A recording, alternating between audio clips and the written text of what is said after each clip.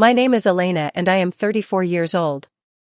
I had just been slapped across the face by my own brother at Christmas dinner, in front of our parents who pretended not to see it. My cheek burned, but what hurt more was how everyone went back to eating as though I had always been the outsider at my own family's table. I walked out into the freezing night, my hands trembling, thinking nothing could be worse than this humiliation. But hours later, my phone rang with a call that shattered everything they believed about me, and quietly armed me with power they never imagined. Before I continue, tell me your country and the time right now. The table looked like something out of a magazine, gold-rimmed plates, candles burning low, the smell of rosemary and wine. But it felt like a crime scene. Every detail polished, every silence sharp. My mother loved perfection, even if it meant covering rot with glitter. I had spent the morning helping her prepare, slicing vegetables while she hovered behind me correcting every movement. Not like that, Elena. You always rush. Her voice was clipped, the way it had always been when speaking to me, like I was an employee who'd overstayed my contract. My brother Daniel, of course, arrived late, kissed her cheek, and was greeted as if he had descended from heaven. Traffic, he said, flashing that smile he wore like armor. He didn't bring anything, not even a bottle of wine, but my mother clasped his hands and said, "You must be exhausted." I was standing right there, my fingers still raw from peeling potatoes. When we finally sat down, the air was already heavy with unspoken hierarchy. Daniel talked about his promotion, some management position at a company he barely worked for. My father nodded, proud, while my mother refilled his glass with a trembling eagerness I'd never seen directed toward me. I tried to stay quiet, to keep the peace. That was my assigned role, invisible peacekeeper, family scapegoat, the one who must never raise her voice. But that night, something inside me was trembling, dangerous. Maybe it was exhaustion. Maybe it was knowing that no matter how carefully I behaved, I'd still be wrong. "So, Elena," my father said finally, not looking up from his plate. "Still, doing whatever it is you do?" I smiled faintly. "Still working at the clinic, yes." Daniel snorted. "Oh, right. The glorified receptionist." My mother's fork clinked against her plate. She didn't say anything. Neither did my father. It was their usual silence, consent by omission. "You know, not everyone needs to work in finance to matter," I said quietly. Daniel leaned back, smirking. "Some of us were just born to succeed. Others were born to complain about not getting enough." The tension at the table thickened. I could feel my pulse in my throat. "You mean born to have everything handed to them?" His smirk dropped. "Careful, Elena." And then, for the first time in years, I met his gaze without lowering mine. "Why? You'll tell Mom and Dad again that I'm ungrateful? That I don't belong in this family because I don't worship you?" The words were out before I could stop them. My mother gasped. My father's jaw tightened. Daniel stood slowly, eyes dark. "You think anyone ever wanted you here? You think you matter more than the trouble you cause?" I could feel it, the years of being overlooked, blamed, dismissed, building in my chest like a scream. "You're not the sun, Daniel," I said, my voice shaking. "You're just the storm everyone pretends is light." And then it happened. The slap cracked through the air, hard enough that the candles flickered. My cheek burned. For a second, I didn't move. I just stared at him, unable to believe it, not that he hit me, but that no one stopped him. My mother's eyes darted to my father, then to the wine glasses, then to me. "Elena," she said softly, "don't escalate things. You always go too far. Too far. Always too far." I tasted blood in my mouth. My father sighed, setting his napkin down. "You need to leave before you ruin the evening." The words barely registered. I grabbed my coat from the back of my chair, my hands shaking so badly I almost dropped it. I looked around one last time, at the people who had called themselves family, who couldn't even acknowledge the sound of violence echoing in the dining room. Daniel smirked again, that same cold smirk that haunted my childhood. "Merry Christmas, little sister," he said. I opened the front door and felt the night air slam into me, sharp and freezing. Snow fell in thick white sheets, silent and cruel. My breath came out in clouds as I stepped onto the porch, each step crunching against the cold concrete. Behind me, I heard laughter, muffled, polite, forced. They were already pretending nothing had happened. I paused at the gate, looking back just once. Through the window, I could see them moving around the table, my empty chair already forgotten. But then something caught my eye. My father leaned toward Daniel, his mouth close to his ear. I couldn't hear the words, but I saw Daniel's face change, from smug to startled, then hard again. He nodded once, jaw tight. The snow stung my skin as I turned away, my heart beating unevenly. I walked without knowing where I was going. The world blurred, streetlights smeared by tears, breath catching in the cold air. By the time I reached my car, I was shaking. Not just from the winter wind, but from the realization that this wasn't just another night of family cruelty. Something had shifted. Something had cracked open. I sat there for a long time, the engine off, the cold creeping into my bones. My phone buzzed once, a message from no one I recognized. Just a number, no name. I didn't check it yet. I couldn't. When I finally looked up through the windshield, I saw the reflection of the house behind me, warm light spilling from its windows, laughter still echoing faintly through the glass. For the first time, I didn't feel like I wanted to go back. I felt like I had been set free from a cage I didn't know was locked. But as I started the engine, I couldn't shake the image of my father's whisper, the way Daniel's face had gone pale, the quick, silent nod. Whatever he said, it wasn't about Christmas. It wasn't about me leaving. It was something else. Something that would return before the night was over. Rough the falling snow, I saw my father's hand on Daniel's shoulder, whispering words that froze my breath midair. I didn't know it then, but that whisper would come back to me before sunrise, with consequences none of us could escape. The sound of the wind against my apartment window was the only thing that kept me from breaking apart that night. It held like it understood. I sat on the floor, still wearing my coat, one hand pressed against the fading mark on my cheek. The skin throbbed, but it was the kind of pain that feels smaller than the one inside. I couldn't cry anymore. I'd spent years doing that.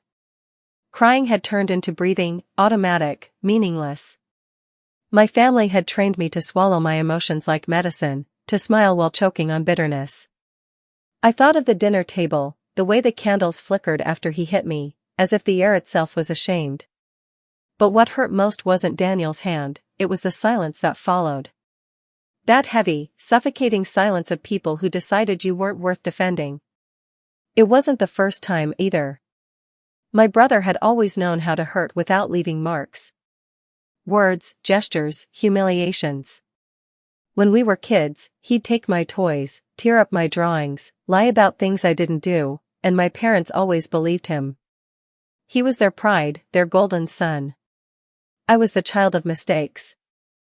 I remember once, at 12, I got top grades. I showed my report card to my father. He looked at it, nodded, and said, "That's expected."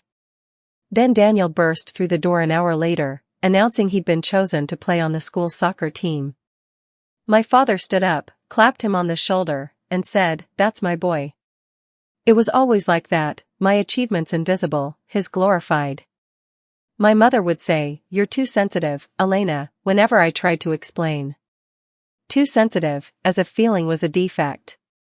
I stood and walked toward the window.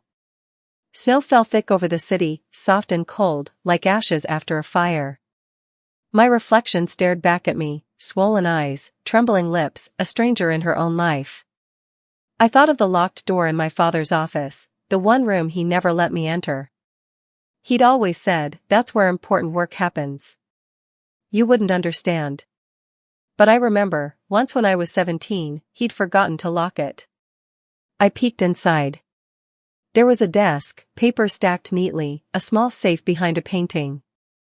But what caught my attention wasn't the safe, it was a photo on the wall. A picture of me, about 8 years old, standing by the sea. It was framed, polished, like something cherished. Yet he'd never displayed any other photos of me in the house. Only Daniel's trophies, Daniel's graduation pictures, Daniel's smiles. When he caught me looking that day, he slammed the door shut and yelled. Not just yelled, raged. I'd never seen him like that. His voice broke, his hands shook. He told me never to go in there again. After that, the door stayed locked forever. Now, sitting in my dark apartment, that memory came back with a strange chill. My father whispering to Daniel earlier. The photo in the locked office. The way he'd looked at me, distant, yet uneasy. Like I was part of a secret he didn't know how to bury. I tried to push the thoughts away, but my mind wouldn't quiet. I made tea I didn't drink. I checked my phone, no messages, except that one missed text from earlier, unknown number, you shouldn't have left. My heart stopped for a moment. I stared at the screen, trying to breathe. Was it Daniel? My parents? Some cruel joke? I deleted it, pretending that erasing the words could erase the dread crawling under my skin. The clock read 11:53 p.m. I sat on my couch, the lights dim. Somewhere in the building, a neighbor's baby cried, the sound thin, fragile, human. I envied that, the right to cry and be comforted. My phone buzzed again. I jumped. This time, it wasn't a text, it was a call. Unknown number. My first instinct was to ignore it, but something deeper, something cold and certain, made me answer. Hello? My voice cracked. There was a pause. Then a man's voice, calm, formal. Is this Ms. Elena Carter? Yes, I said. Who is this? My name is Mr. Holt, he replied. I'm calling on behalf of the firm handling your father's estate. I froze.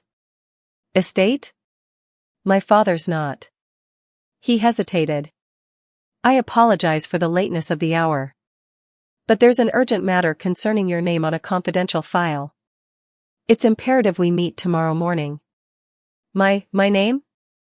I whispered. Yes, he said. And Ms. Carter, this document was not meant to be shared with the rest of your family yet. I suggest you come alone. Something in his tone made my pulse spike, not just urgency, but caution. I could hear faint typing in the background, papers shuffling. What's this about? I asked. I can't discuss details over the phone, he said. But I believe you'll want to hear it directly. It concerns something your father intended for you, and only you. My fingers tightened around the phone. There must be some mistake. I don't make calls like this without certainty, he said. Please be at our office by 10 a.m. I'll send the address. Don't inform your brother or your parents. It would complicate things. Before I could ask more, the line went dead. I sat there, staring at the phone, my breath loud in the stillness. Outside, snow continued to fall, endless, silent, indifferent. I could still feel the echo of Daniel's slap on my face, the sting of my mother's indifference. But beneath that pain, something unfamiliar flickered, a pulse of power, faint but real. Something my father had left. Something hidden. I turned off the light, my heart pounding. For the first time in my life, I didn't feel powerless. I felt watched, chosen, even. And it terrified me. When I finally lay down, I couldn't sleep. My mind replayed the evening, the whisper, the phone call, the warning to come alone. I had no idea what waited for me the next morning. But I knew one thing for certain. Whatever secret my father kept behind that locked office door was finally reaching me. And it would change everything. The phone lay glowing on my nightstand, the address already sent. Come alone, the lawyer had said. I stared at those words until the screen dimmed, unaware that what waited for me in that office would rewrite the entire story of who I was. The city was quiet that night, the kind of silence that feels heavy, almost staged. My apartment smelled faintly of cold tea and fear. I sat at my desk, staring at the lawyer's message again, the address glowing in blue. My father's estate. Confidential file. Come alone. I repeated those words until they didn't sound real anymore. Estate meant death, but he was alive, wasn't he? We hadn't spoken in months, but I would have known. Wouldn't I? The thought crawled across my skin like static. I tried calling the house, but no one answered. My mother hated late-night calls. My brother probably turned his phone off after celebrating his performance at dinner, the slap, the humiliation, his victory. I stared at the wall clock. 12:04 a.m. The second hand moved like a heartbeat. It hit me then, that whisper. My father leaning toward Daniel as I left, the urgency in his voice. The way Daniel's smile faltered. What could he possibly have said in that moment? And why had a lawyer called me, not them? I went to the mirror. My face was swollen where Daniel had struck me, a faint bruise forming near my jawline. The reflection of a woman who'd been told her whole life that she was too much, too loud, too emotional, too difficult. Yet beneath the ache, I saw something I hadn't seen before. Defiance. I pulled my hair back, touched my cheek again, and whispered to the woman staring back, "They'll never touch you like that again." The words hung in the air, small but sharp. My phone buzzed again. Another message, this time from a private number. Just a single sentence, "Don't trust them. Go early." I froze. My fingers trembled as I typed a reply, "Who is this?" No answer. I tried calling back, but the number disconnected instantly. For a moment, I thought about calling the police, but what would I even say? That someone warned me not to trust my family? That a lawyer called me about a mysterious estate document while my father was supposedly alive? They'd tell me to sleep it off. Instead, I opened my old box of documents, birth certificates, bills, photographs, fragments of a life I'd spent trying to make sense of. There was a photo of my father holding me when I was a baby. He was smiling, genuinely smiling. The kind of smile I never saw again after Daniel was born. I traced the edge of the photo, wondering what changed him. When did I become the child he couldn't stand to look at? My mind drifted back to that office, the locked door, the safe behind the painting, the photo of me by the sea. He'd hidden that picture, kept it separate from all the others. Why? A strange thought formed, what if that room wasn't about business? What if it was about me? I sat back, staring into the dark. The heater clicked, breaking the silence. I could hear my heartbeat in my ears. At 12:30, I wrapped myself in a blanket and tried to rest, but sleep refused to come. Every time I closed my eyes, I saw my father whispering again, the shape of his lips forming something like, "She doesn't know." She doesn't know what? At 1:07 a.m., my phone rang again. Same number. Unknown. This time, I hesitated only for a second before answering. Hello? No voice at first, just faint static. Then a breath, low and unsteady. "Ms. Carter," the man said, softer now. I recognized it, the same voice from before. "Mr. Holt. I'm sorry for disturbing you again, but I needed to confirm something privately." I sat up straighter. "What is it?" "Your father left instructions with us to contact you only under specific conditions." My throat tightened. "What conditions?" He paused. "In the event that communication from him becomes permanently impossible." I swallowed hard. "Are you saying?" "I can't discuss the details over the phone," he said. "But, Ms. Carter, I strongly suggest you prepare yourself. Tomorrow's meeting will be significant." He sounded almost reluctant, as though he were walking on moral glass. "What happened to my father?" I whispered. He exhaled audibly. "You'll know everything soon." The call ended again. I stared at my reflection in the window, pale, still, waiting. The city lights below blurred into streaks of gold and red, like veins of fire running through ice. Something was wrong. Not just with my family, with everything. The air felt charged, heavy with secrets. I walked to the kitchen, poured a glass of water, and forced myself to breathe. If my father really was gone, if this estate matter was real, then why hadn't my family called me? Why the silence? Because maybe they didn't want me to know. Maybe they thought whatever he left behind belonged to them, not me. The realization sank in slowly, like poison. My family had always erased me when it suited them. What if this time, they were trying to erase me completely? I grabbed my coat and checked the time again, 2:12 a.m. I wouldn't sleep. I couldn't. I packed my bag instead, ID, notebook, phone charger, the photo of my father and me. I wanted something that reminded me of when things weren't poisoned yet. The lawyer had said 10 a.m. But the message, go early. So I decided I would. As I zipped the bag, I glanced one last time at my phone. The message thread was still open. My reflection stared back from the screen, eyes swollen but fierce. I whispered to the darkness, whatever this is, I'm ready. I didn't know that by sunrise, I'd be standing inside an office surrounded by mahogany walls and locked drawers, face to face with the truth my family had buried for years. I didn't know that everything I thought I knew about my father, my brother, and even myself would crumble like the snow outside my window. But I did know one thing, with terrifying clarity. Whatever waited for me at that meeting wasn't just about inheritance. It was about identity. And for once in my life, I wasn't going to run. The phone went dark in my hand, the lawyer's voice still echoing, prepare yourself. Outside, the snow kept falling, silent and endless. I didn't know it yet, but by morning, I'd learn the truth, and it would turn everything I'd believed about my family into a lie. The next morning, the city felt hollow. The streets were quiet under a crust of snow, and the air smelled like metal and fear. I hadn't slept a single hour. My body was heavy, my thoughts heavier. Every sound, the radiator hiss, the ticking clock, made me flinch.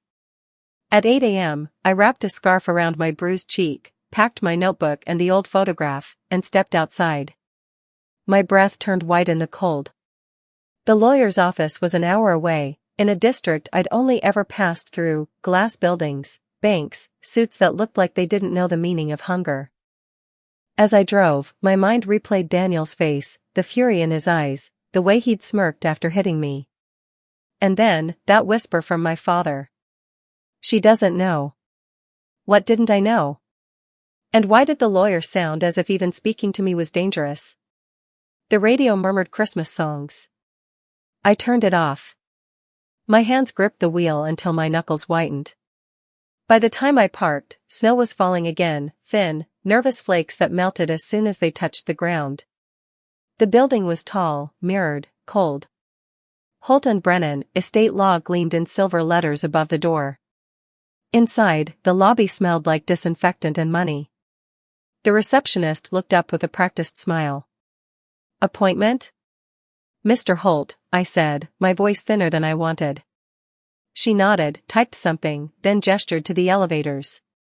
He's expecting you. The elevator ride felt endless. My reflection in the mirrored walls looked like a ghost. When the doors opened, a tall man in a charcoal suit was waiting. He had kind eyes, but they didn't soften his expression. Miss Carter? I nodded. Mr. Holt, he said, offering his hand. His palm was warm, grounding. Please, come in. I'm sorry to meet you under such circumstances. My heart stumbled. What circumstances? He motioned to a seat in his office, large, lined with books, a single photograph of a seaside cliff hanging behind the desk. The smell of old paper filled the air. He sat opposite me, folded his hands, and looked down at a folder on the table. I don't know how much you've been told. Nothing, I said. My family hasn't called me. I don't even know why I'm here. He nodded slowly. That makes sense, unfortunately. Your father left strict instructions about confidentiality. The word left hit me like a slap. What do you mean left? He met my eyes. I'm sorry, Miss Carter. Your father passed away 3 days ago. For a moment, the world went silent. The hum of the heater, the ticking of the clock, everything stopped. My throat closed, the air too thick to breathe. No, I whispered. No one told me. Mr. Holt's voice softened. It was sudden. A cardiac arrest at the estate. The family was notified, but perhaps they assumed you already knew. Of course they did. Because I wasn't family to them, not really. I was the leftover. The burden. The stranger who shared their last name but not their worth. I felt my body go cold, even as heat rose behind my eyes. He's really gone? He nodded once. I'm afraid so. Tears came, quiet and uninvited. My father and I had barely spoken in years. But beneath the anger and distance, there was still that little girl inside me, the one who waited for him to see her. And now he never would. Mr. Holt gave me a moment. When I finally spoke, my voice was hoarse. Why did you call me? He opened the folder. Your father left a supplemental directive, a private document separate from the main will. It was to be disclosed only to you, and only after his death. I stared at him. To me? He nodded. He emphasized secrecy. I wasn't to inform your mother or your brother. In fact, the rest of the family doesn't know this file exists. Something flickered in my chest, confusion, disbelief, maybe hope. What's in it? I can't say everything yet, he replied carefully. But I can tell you it concerns a specific set of assets, properties, accounts, and instructions related to an entity your father managed privately. I blinked. I don't understand. Why me? He hesitated. Because, Ms. Carter, you're the only name listed under custodial succession. The words didn't make sense at first. Custodial succession? Yes, he said. Meaning, in the event of your father's death, full legal control of those assets passes to you. I felt dizzy. That's impossible. My brother is not named in this file, he said quietly. The silence after that was enormous. My father, the man who'd made me feel invisible my whole life, had left something only to me. Something big enough to require lawyers, secrecy, instructions. Was it money? I asked, my voice barely a whisper. Property? Mr. Holt gave a faint, professional smile. It's both, and more. But before we go further, I need to ask, do you have any contact with your family today? I shook my head. Not after last night. His gaze sharpened slightly. Last night? It doesn't matter, I said quickly. They won't talk to me. He nodded, as if that confirmed something he already suspected. Then he reached into a drawer and pulled out a sealed envelope, cream paper, my name written across it in my father's handwriting. This was left for you, he said, sliding it toward me. He insisted it be given in person. My hand shook as I reached for it. The envelope felt heavier than it should have, the wax seal pressed with the old Carter crest. I didn't open it yet. I just stared at my name, the loops of his script, the weight of everything unsaid between us. What's in here? I asked. Mr. Holt's eyes softened. Answers, I think. And a request. A request? Yes, he said. He wanted you to go somewhere before anyone else does. The chill in my stomach deepened. Where? He leaned back slightly. You'll find it in the letter. But, Ms. Carter, his voice lowered. Be careful who you tell. Not everyone will be happy about what you're about to learn. I looked down at the letter again, tracing my name with my finger. My father's last words. His last secret. For the first time in years, I felt the faintest flicker of something alive inside me. Not grief. Not fear. Something colder. Purpose. I stared at the sealed envelope, my name written in my father's hand. The lawyer's warning echoed in my head, be careful who you tell. My heart beat once, hard, before I whispered to the paper, what did you leave me? Asterisk. I sat in my car for almost 10 minutes before I dared to open the letter. The snow outside had thickened into a blur, coating the windshield in soft white. I turned the engine off, the silence pressing in like a secret I wasn't ready to hear. The wax seal cracked under my thumb.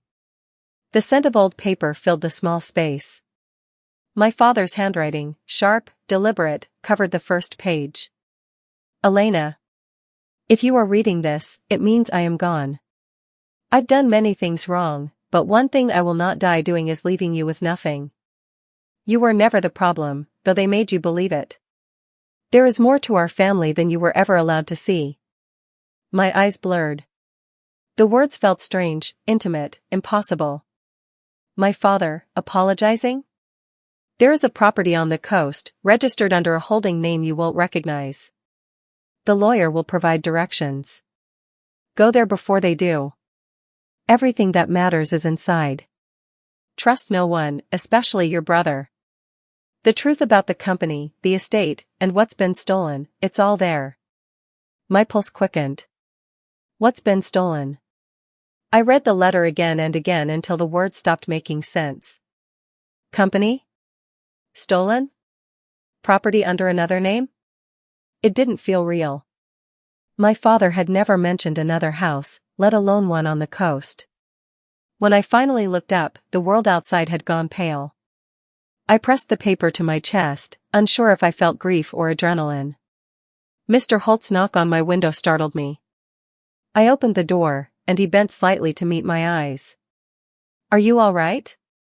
I nodded, though I wasn't sure it was true. He mentioned a property.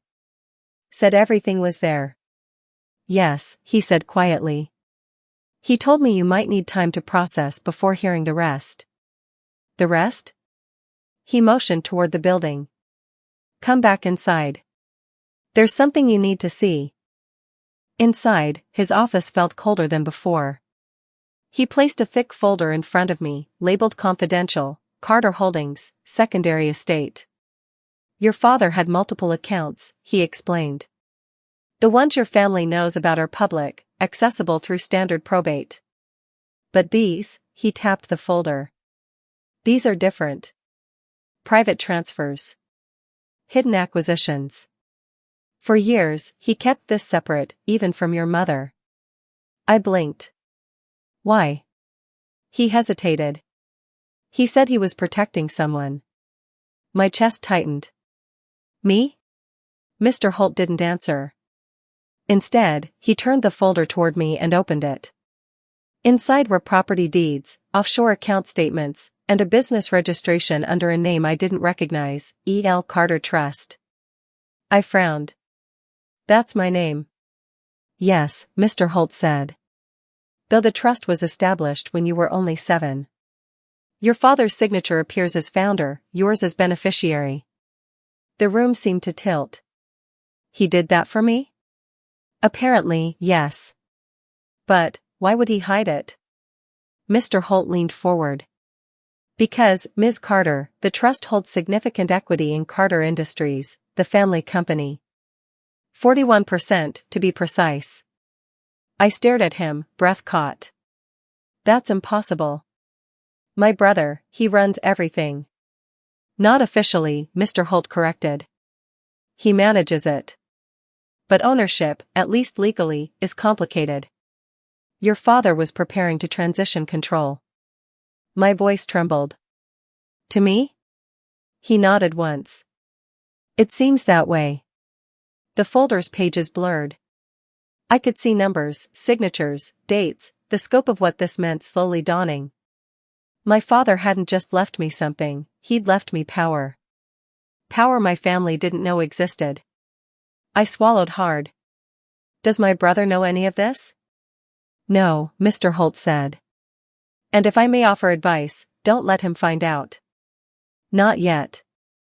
I felt dizzy, overwhelmed, and strangely electrified.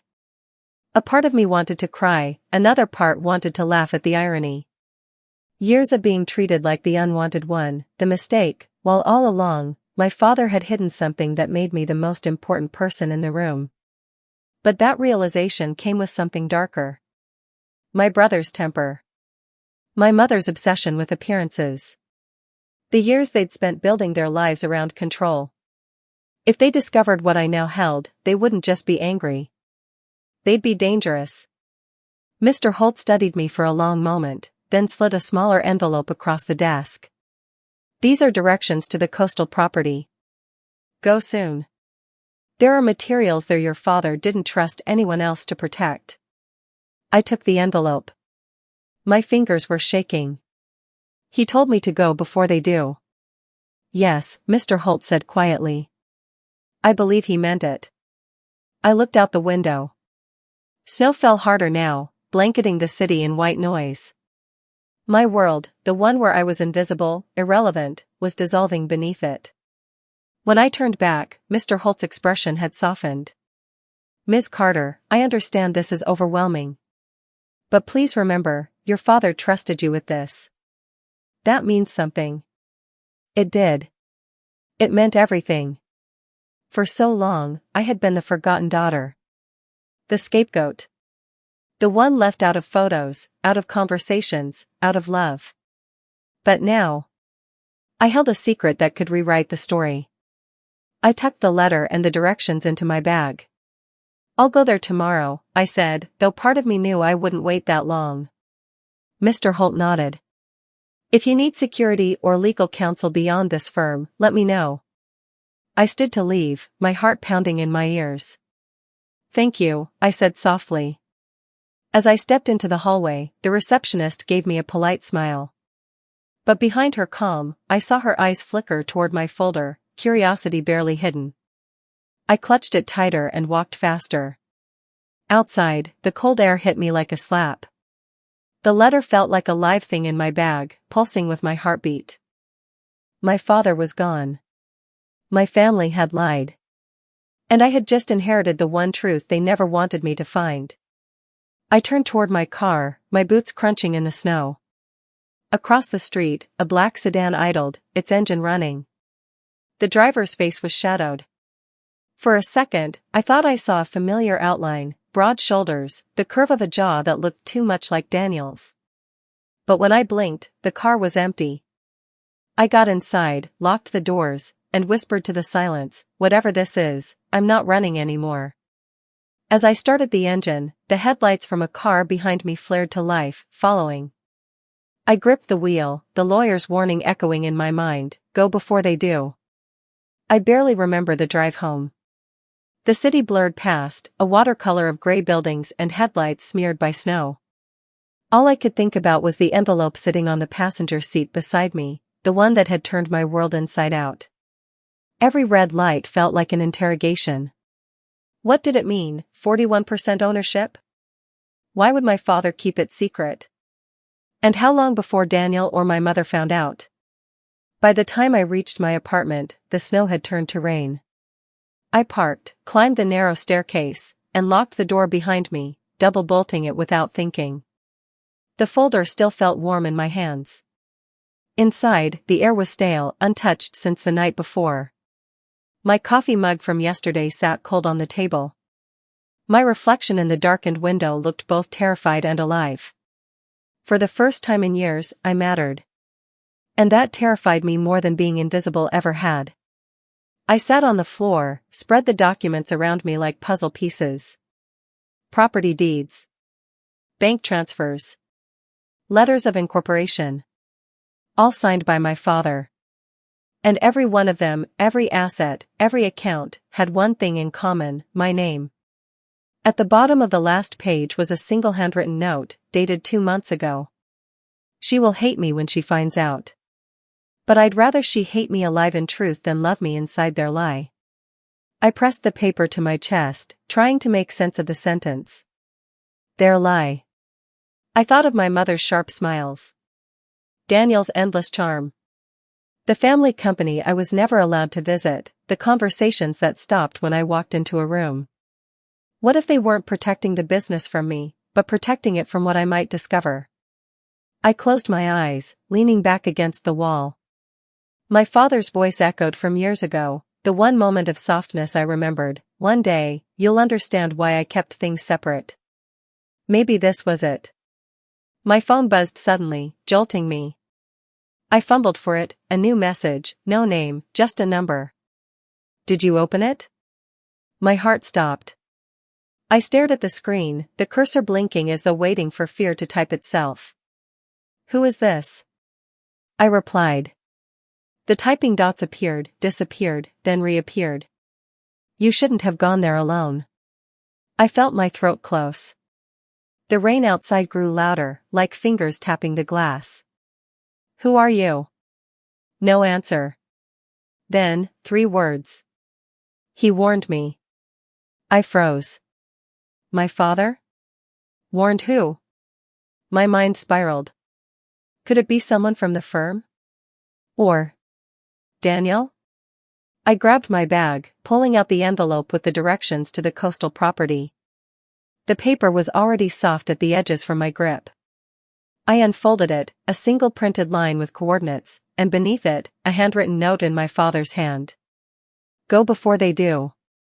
It was the same phrase Mr. Holt had said. The same one now pulsing like a drumbeat in my head.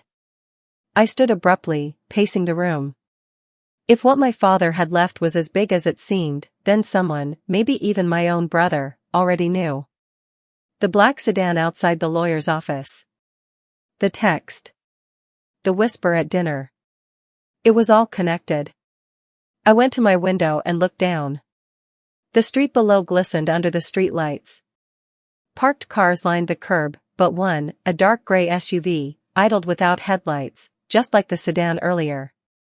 My pulse spiked. I stepped back slowly, heart pounding. They knew. Someone was watching. I turned off the lights, clutching the letter against my chest. My breathing grew shallow, the world narrowing to shadows and heartbeats. I couldn't call the police. What would I even tell them, that I'd inherited a secret and someone might want it back? Instead, I opened the drawer beside my bed and pulled out the small digital recorder I used at work for interviews. I pressed record and whispered, December 26, 10:47 p.m. My name is Elena Carter. If anything happens to me, look into my father's estate. The trust, E.L. Carter. It's real. I saw the documents. My voice trembled.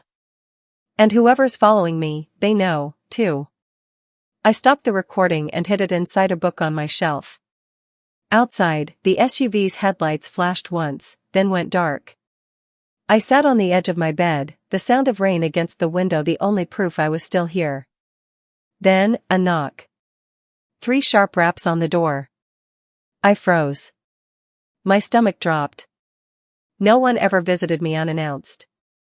The knocks came again, harder this time. Elena, a voice called. Male. Familiar. Smooth, but colder than I remembered. Daniel. My blood ran cold. I didn't move. Didn't breathe. Elena, I know you're home, he said. We need to talk. The door handle rattled. He was trying it. Testing it.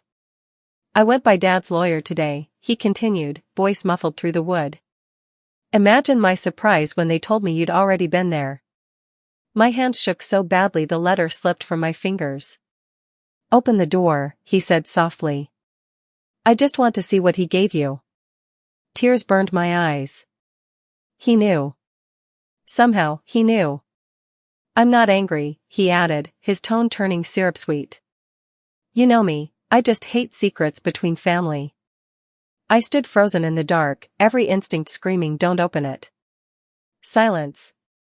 Then the sound of footsteps fading down the hall. I waited. 1 minute. 2. 5. Then, a thud against the door. Something heavy. When I finally dared to look through the peephole, I saw an envelope on the floor.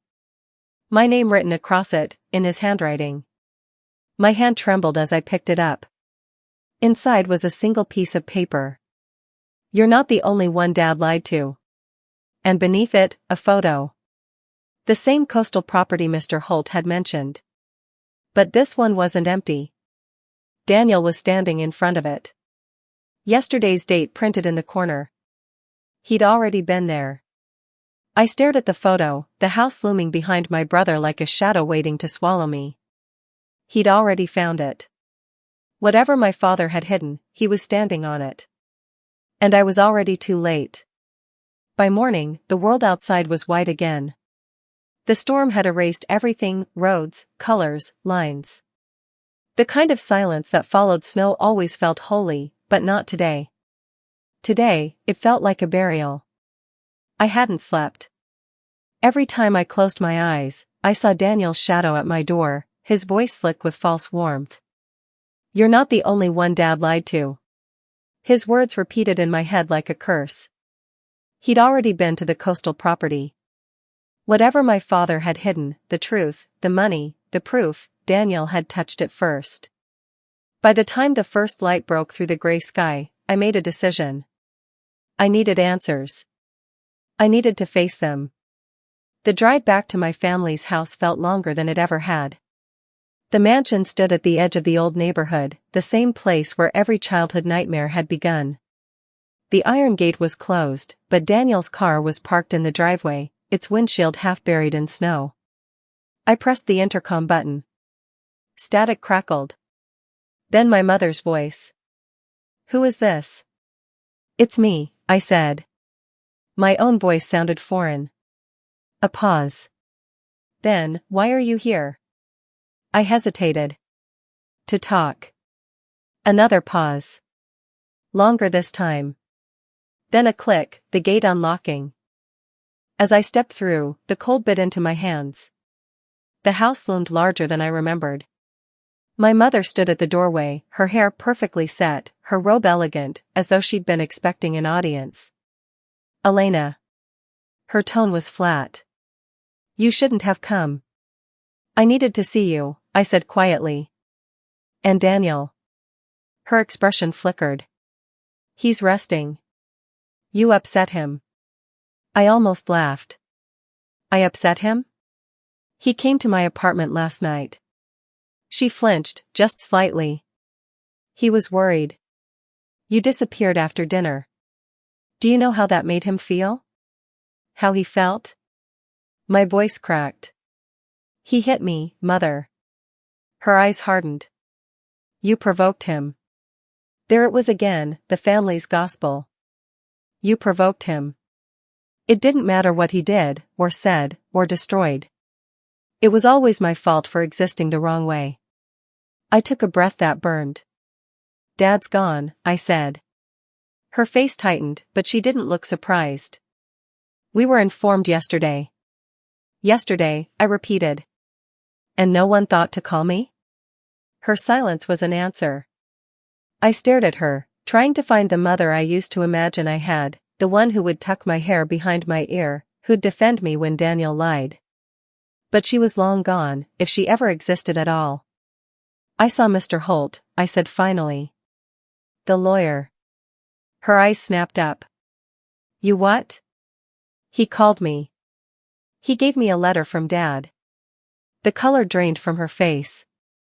"That's not possible. All communications go through us." "Not this one," I said. "It was addressed only to me." Her mask slipped for a second, fear, raw and visible. Then she composed herself again. "That must have been a mistake. Your father wasn't well. He was well enough to know what he was signing." She folded her arms. "What exactly did you receive?" I met her eyes. "A letter. And directions." "To what?" "A property," I said, watching her closely. "On the coast." Her lips parted, but no sound came out. She tried to look indifferent, but her fingers gripped the edge of her robe too tightly. "Daniel's already been there," I added. Her control cracked. "What did you just say?" "He sent me a photo." He was standing in front of the house. For the first time, my mother looked genuinely frightened. Not angry, frightened. "Listen to me," she said in a low voice. "That house is not yours. You don't go there, you don't talk to anyone about it, you don't." "Not mine?" I cut in. "Because it's Daniel's? Because everything always is?" Her hand twitched, as if she wanted to slap me too. You don't understand the damage you could cause. What damage? Her jaw tightened. You were never meant to be involved in the company. Your father, complicated things. He made choices that shouldn't concern you. Then why did he write to me? She turned away. You've always had a way of misunderstanding things, Elena. You read too much into scraps of affection. The words hit harder than Daniel's hand ever could. Something in me broke, not loudly, not dramatically. It was quiet, like the snapping of a thread. I just wanted to say goodbye, I said. But now I understand. You'll never let me be part of this family unless it's convenient. Don't make yourself the victim, she said sharply. You're not the only one suffering. I laughed then, the kind of laugh that comes from somewhere hollow. You have no idea what suffering is. Her voice softened, like venom wrapped in silk. You think money will change how we see you? It won't. You'll always be the mistake that cost us peace. Something inside me turned to steel. I stepped back toward the open door. Maybe. But mistakes don't stay quiet forever. Her expression faltered. I walked out without looking back. The cold slapped my face, and it felt cleansing. As I reached my car, I looked up at the window above, Daniel's room. The curtain shifted slightly. A shadow moved behind it. Watching. They knew I wasn't backing down. I sat in my car, trembling but strangely calm. The storm had slowed, leaving the world glassy and still. I started the engine. My father's voice echoed again, go before they do. I whispered to the steering wheel, then I'll go tonight. And in that moment, I understood something my family never had, you can freeze someone out, but ice eventually cracks.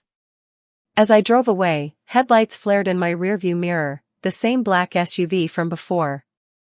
It followed me through every turn, every stoplight, until I reached the edge of town. Then it disappeared into the snow. But not before I saw the driver's face, Daniel. The wind screamed through the coastal highway as if trying to turn me back.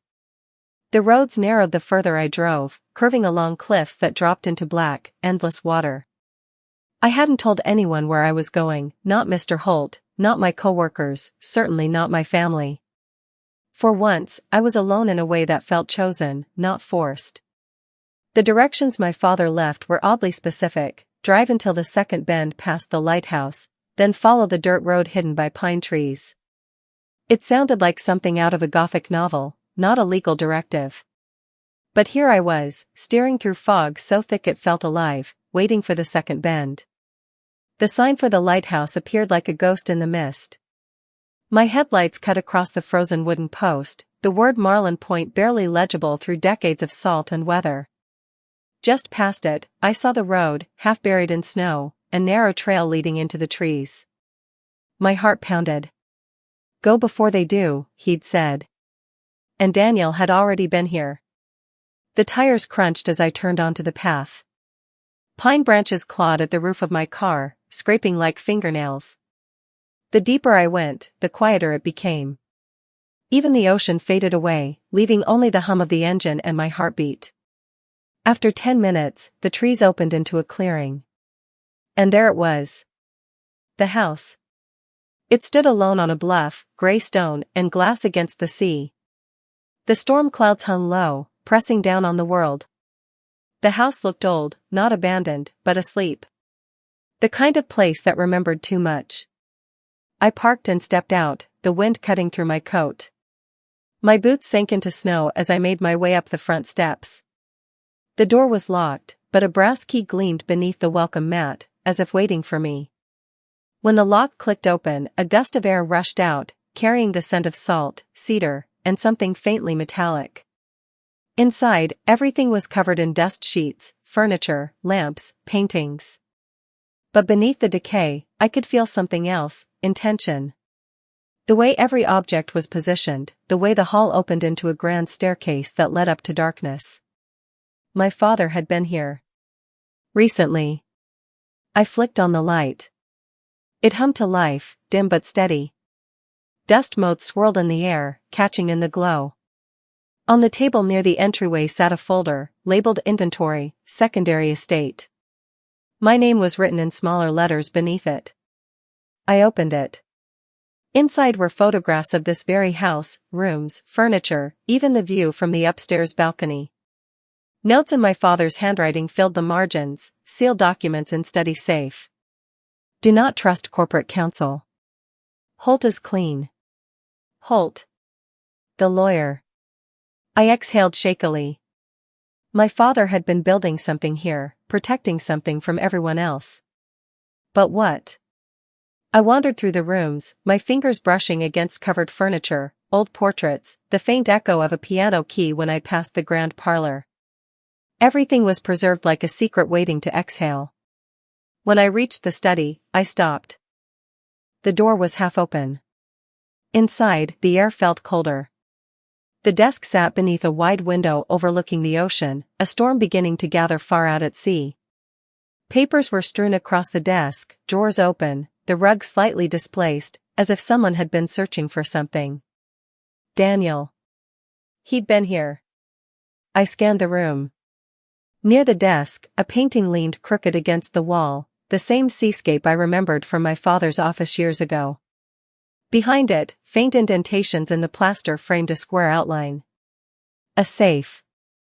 My hand shook as I pulled the painting aside. The safe's dial gleamed under the lamplight, its surface smudged with fingerprints. I pressed my ear against the cold metal, listening for any whisper of movement. Nothing. I searched the drawers, the papers, the desk. Then I found it, a small notepad, half buried under receipts. On the top page, scrawled in ink, Lighthouse 321. I turned the dial, 3, 2, 1, click. The door creaked open. Inside were stacks of folders, sealed envelopes, and a small black device, a recorder, like the kind used for dictation. My fingers trembled as I pressed play. My father's voice filled the room. If you're hearing this, Elena, then I trust you found what I left. They'll have tried to reach it first. Daniel most of all. He's not what you think. My knees went weak. I built this trust to protect what's left of the company, from your mother, from him, from the board. They've been bleeding it dry for years. Fraud, embezzlement, lies. I have the evidence here.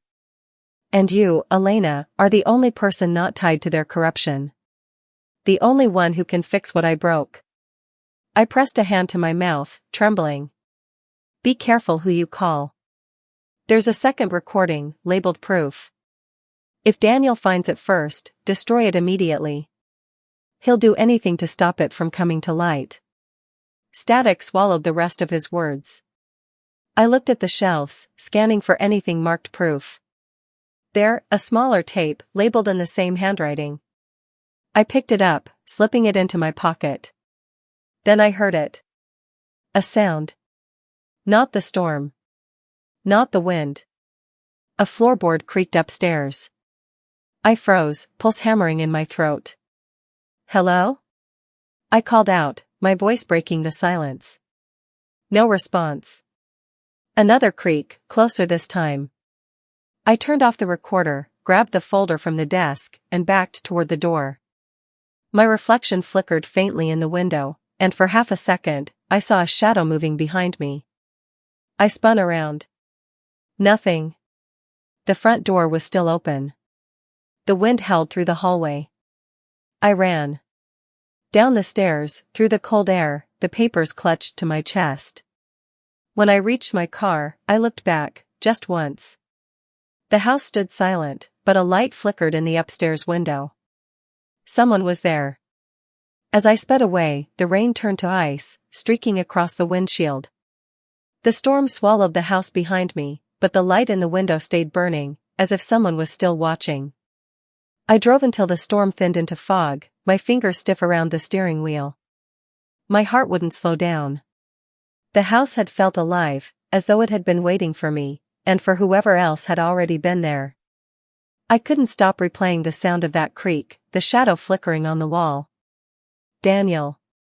It had to be Daniel. I parked by a deserted overlook where the cliffs dropped straight into black water. The sea below churned against the rocks, white foam glowing faintly beneath the pale sky. I turned off the engine and sat in silence, listening to the wind howl through the cracks of the car door. The folder from the study lay open on the passenger seat. My father's handwriting filled the margins, neat and controlled. Every page detailed transactions, transfers between Carter Industries accounts, shell corporations, consulting fees that went nowhere. And every one of them pointed to Daniel's department. He'd been stealing from the company. For years. No wonder my father had hidden everything from him. I pulled out the smaller tape from my coat pocket, the one labeled proof. My hand shook as I slid it into the recorder and pressed play. A faint click, then static, then my father's voice again, lower, weary. This is formal record too. Proof of internal embezzlement and asset concealment by Daniel Carter and accomplices. Attached are copies of offshore ledgers. The trust was designed to bypass the company's collapse, to protect what's left and place it in Elena's control once legal confirmation is secure. If she's hearing this, then I'm gone. And they know it. I covered my mouth. My breath came shallow. Daniel discovered the first signs of the transfer last month. He came to the estate. There was an argument. He said he'd fix everything if I would just sign the amendment naming him heir again. I refused. He left angry. 2 days later, the brakes on my car failed. The world stopped. I didn't report it. I wanted to believe it was coincidence. But now, I'm not so sure. My stomach dropped. If anything happens to me, Elena, trust Holt. He doesn't know everything, but he's honest. Go to the coast. Find the files. And whatever you do, don't let your brother convince you he's innocent. The tape clicked off. I sat frozen, unable to breathe, tears stinging my eyes. Daniel had already been to the coastal property, I'd seen the photograph. And my father had accused him of sabotage, even hinted he'd tampered with the car. The thought made me sick. He didn't just want the company. He wanted everything erased, including me. The realization settled like ice in my chest. I looked out toward the sea. The horizon was beginning to brighten, faint streaks of gray-blue light pushing through the storm. My father's voice still echoed in my ears. Don't let your brother convince you he's innocent. I couldn't go back home. Not yet. If Daniel knew about the trust, about my father's last will, then he wouldn't stop until I handed it all over. And now I had proof of his crimes. I opened my phone. There were 10 missed calls from an unknown number. I didn't need to check, I knew who it was. My voicemail notification blinked red. I pressed play. His voice. Elena. You're making a mistake. That lawyer's using you. You think you're special because Dad left you a few scraps? You don't even know what you're holding. Call me back before you regret this. Click. Another message. I went to the house again. You shouldn't have touched anything. That safe wasn't meant for you. Another. I saw your car on the highway. You can't hide from family forever. My hands trembled. The last message came only 5 minutes ago. You think Dad was some hero? He wasn't protecting you. He was punishing me. You want the truth? Come find me. The message ended with static. The sea wind screamed outside the car, making the glass vibrate. I could almost feel him out there, waiting.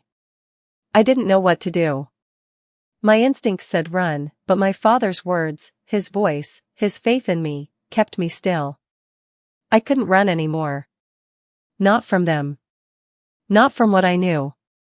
I opened my notebook and started writing, copying details from the folder, the dates, the accounts. Evidence. If anything happened, someone had to know. Then I noticed something else at the bottom of one page, a note written sideways, smaller, as if added later. Check the floorboards under the desk. Safe number 2. My breath caught. Another safe? I looked toward the direction of the house, barely visible through the fog miles away. If that second safe still existed, there could be more, contracts, recordings, something that would prove everything beyond denial. But Daniel had been there twice already. If he hadn't found it, maybe he was still looking. I checked my phone again. One new text. Stay away from that house, Elena. Last warning. My fingers hovered over the screen, then typed, you were there first. What did you do to him? No reply. The air inside the car felt heavy, claustrophobic. I turned the ignition, the engine coughing to life. The wind pushed against the car as I turned back toward the road. My father had trusted me, to finish what he couldn't. To bring light to what they'd buried in lies. I wasn't going to fail him again. As I drove back toward the cliff road, the fog thickened, swallowing the world. The last thing I saw before the house disappeared completely behind me was a figure at the edge of the bluff. Too far to see clearly, but close enough to know it wasn't a trick of the light. He was watching. Daniel. Through the mirror, the fog thinned for just a second, enough for me to see him standing where I'd been parked, his coat whipping in the wind. Daniel lifted his phone, pointing it toward me like a weapon. And then, the screen lit up with one message, you shouldn't have found the proof. When I got back to the city, dawn had barely broken, a thin line of gray seeping through the skyline. I hadn't slept in 2 nights. My body felt hollow, my thoughts wired and feverish. The documents were on the passenger seat beside me, wrapped in my father's envelope. The tape recorder sat on top like a loaded gun. My phone buzzed again. Daniel. I didn't answer. I couldn't hear his voice, not yet. Not until I had a plan. I parked in front of my building and carried everything upstairs, glancing over my shoulder the entire way. The elevator's reflection showed nothing behind me, but I still felt watched. Inside my apartment, I locked the door, closed the blinds, and spread everything across the table, the files, the letter, the tape. For a long moment, I just stared at it all, feeling the strange shift inside me. Fear had always been the foundation of my life, fear of being unloved, unseen, unworthy. But now, that fear was changing shape. It was still there, but it had teeth. And it was hungry. I needed help. Someone who could make sense of the legal labyrinth my father had built, someone who could protect what I had and expose what Daniel had done. Holt was loyal, my father had said that himself. But I needed a second layer, someone who worked for me. I searched online for the best private estate lawyers in the city and found one name that appeared again and again, Clara Voss. Known for corporate disputes, inheritance conflicts, quiet victories. The kind of woman who smiled for no one. I dialed the number. It rang twice before a voice answered. Voss Law. Hi, I said, trying to sound calm. I need an urgent consultation. It concerns a trust and possible financial fraud within a family-owned corporation. There was a pause. Your name? Elena Carter. Another pause, longer this time. Then, when can you come in? Today, I said. Now. Bring everything you have, she said simply. And don't tell anyone where you're going. The line clicked dead. Her office was in an old brick building downtown, quiet, unmarked, deliberately discreet. I stepped inside, clutching my folder like it contained my pulse. A woman in her 40s appeared from behind frosted glass doors. She wore a black suit and no expression. Ms. Carter, she said. Clara. Her voice was low, steady. The kind that could end arguments with a single sentence.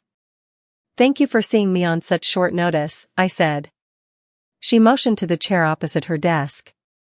Tell me everything. And I did. I told her about the letter, the will, the trust, the coastal property, the recordings, everything except the fear that had been crawling beneath my skin for years. She listened without interrupting, her fingers tapping lightly on a legal pad. When I finished, she sat back and said, Your father was meticulous. He knew this would get ugly. I nodded. Daniel's already been there. He's trying to find whatever's left. She opened the folder I'd brought, scanning the first few pages. These documents are valid, she murmured. The trust registration number matches current filings. So it's real. It's real, she confirmed. And very valuable. But that also means your brother has motive. If your father's allegations of fraud hold, Daniel could face serious criminal charges, and he knows it. I swallowed. He's following me. Clara looked up. Has he made contact? He came to my apartment. Left a note. And I think he's been tracking my car. She nodded once, calm but sharp. Then we'll move quietly. The first step is protecting your claim. We'll file a notice of interest with the court. That freezes all estate assets until a formal review. Meaning? Meaning, she said, your brother won't be able to move or sell anything without court approval. A cold satisfaction flickered inside me. For the first time, Daniel wouldn't have full control. Clara continued, the second step is evidence. You mentioned recordings, your father's voice, yes? I nodded, pulling out the small black device. This one. And another labeled proof. Good. We'll have them verified by an audio specialist, timestamped, and added to the case file. If they're authentic, it's powerful. She looked at me directly. But understand this, Ms. Carter, if your brother truly did what your father implied, he won't just fight back legally. He'll fight personally. Men like that don't lose gracefully. I met her gaze. Then I won't lose at all. Something like approval flickered in her eyes. Good. Then we'll prepare for war. Hours passed as we sorted through every document, building the skeleton of a case. Clara spoke in precise, surgical language, affidavit, injunction, discovery. Each word a weapon sharpened in silence. When she finally looked up, she said, one more thing. You'll need to record everything from now on. Calls, meetings, encounters. Every lie he tells becomes evidence. Can you do that?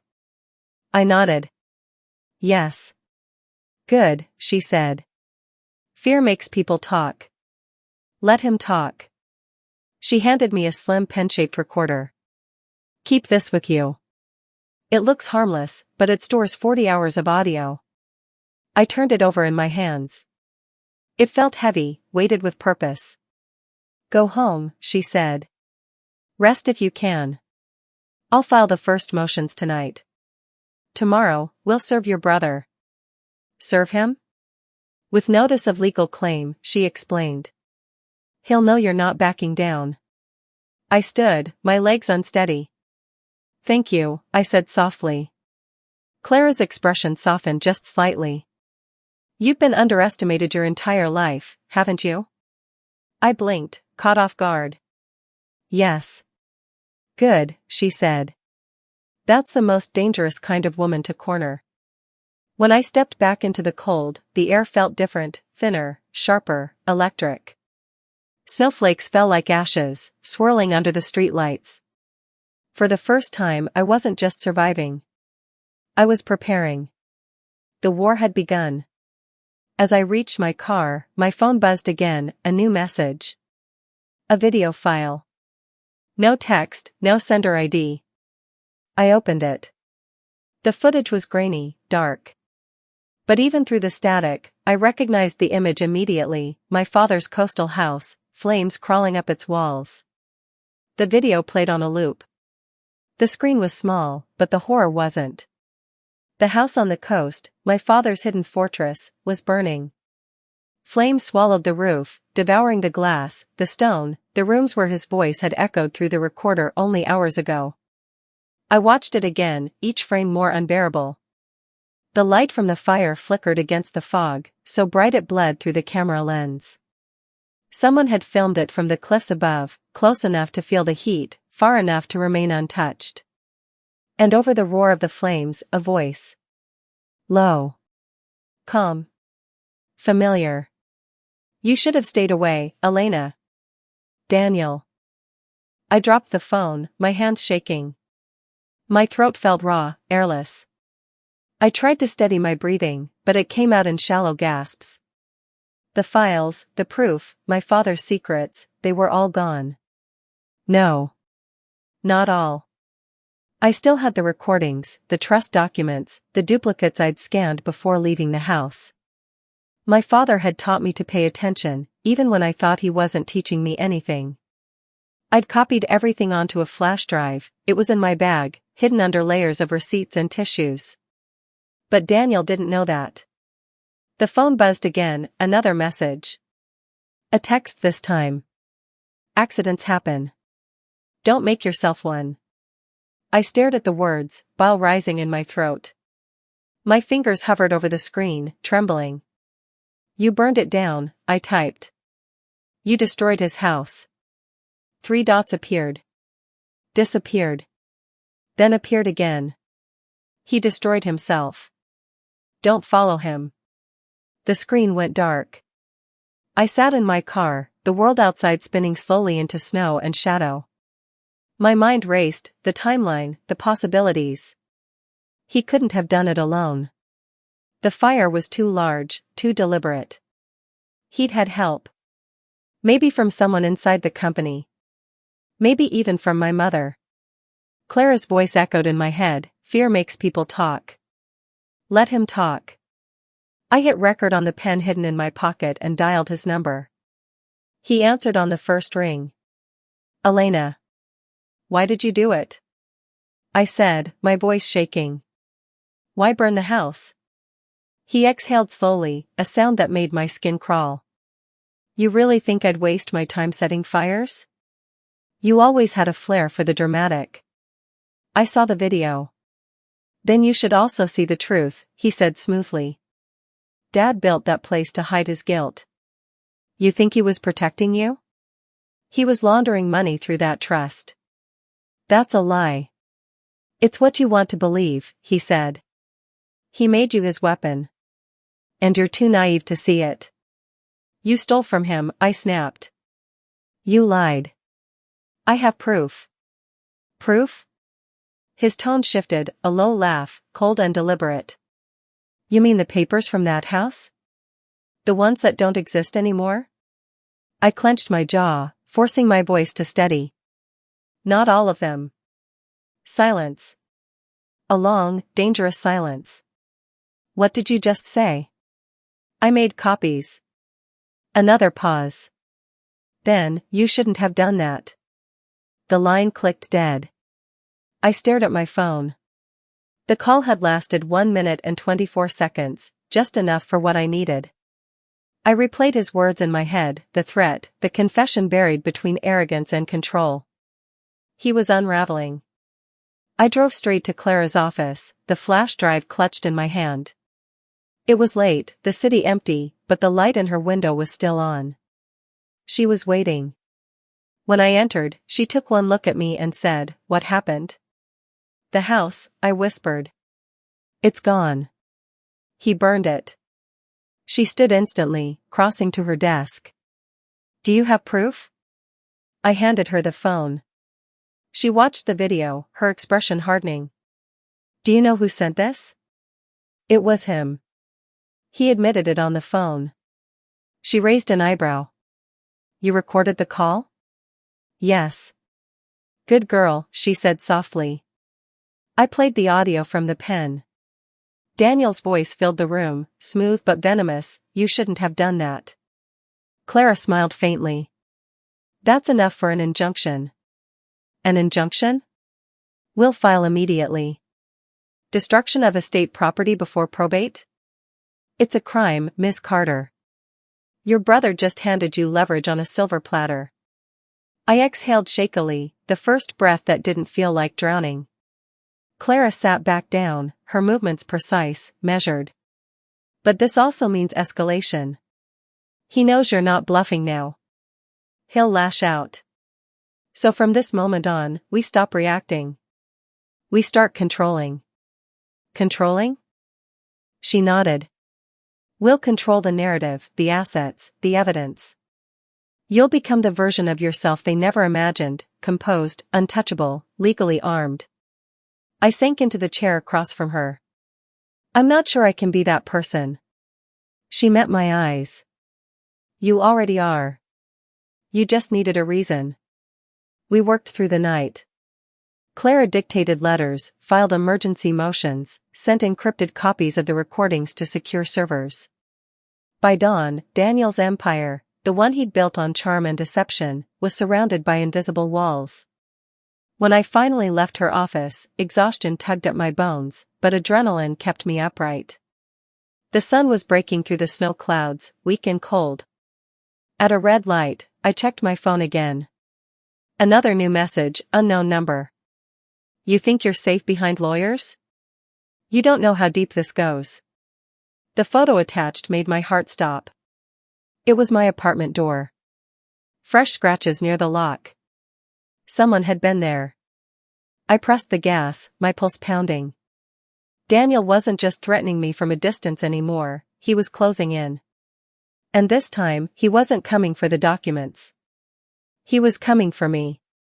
By the time I reached my apartment building, the sun had risen completely, a pale, indifferent light stretching across the street. But even daylight couldn't disguise what I saw when I reached my door. The scratches were fresh. Sharp, shallow grooves across the metal, as if someone had tried to force it open. The doormat was crooked, the corner lifted slightly, the same place where I'd hidden a spare key 2 years ago. I didn't need to check to know it was gone. I stood there for a long moment, clutching my phone, my breath fogging the air. Then I turned on the pen recorder again, slipped it into my coat pocket, and hit record. December 28th, I whispered. Elena Carter. Someone tried to break into my apartment. My voice shook, but I forced myself to keep going. It's him. I know it's him. Inside, the apartment smelled wrong, faint traces of cologne that didn't belong to me. The curtains were open. The picture frame on my dresser had been turned face down. Someone had been here. Someone had stood in the space where I slept, where I dreamed. I called Clara immediately. She picked up on the first ring. Tell me everything, she said. He was here, I whispered. He broke in. Did he take anything? I don't think so. Just touched things. Left a message. What message? I walked to the mirror above the fireplace, and there it was, drawn in condensation across the glass, as though from breath or steam. 4 words, written by a finger. We aren't done yet. He's taunting me, I said quietly. Clara's voice stayed calm. Good. That means he's desperate. We use that. Use it? I repeated, incredulous.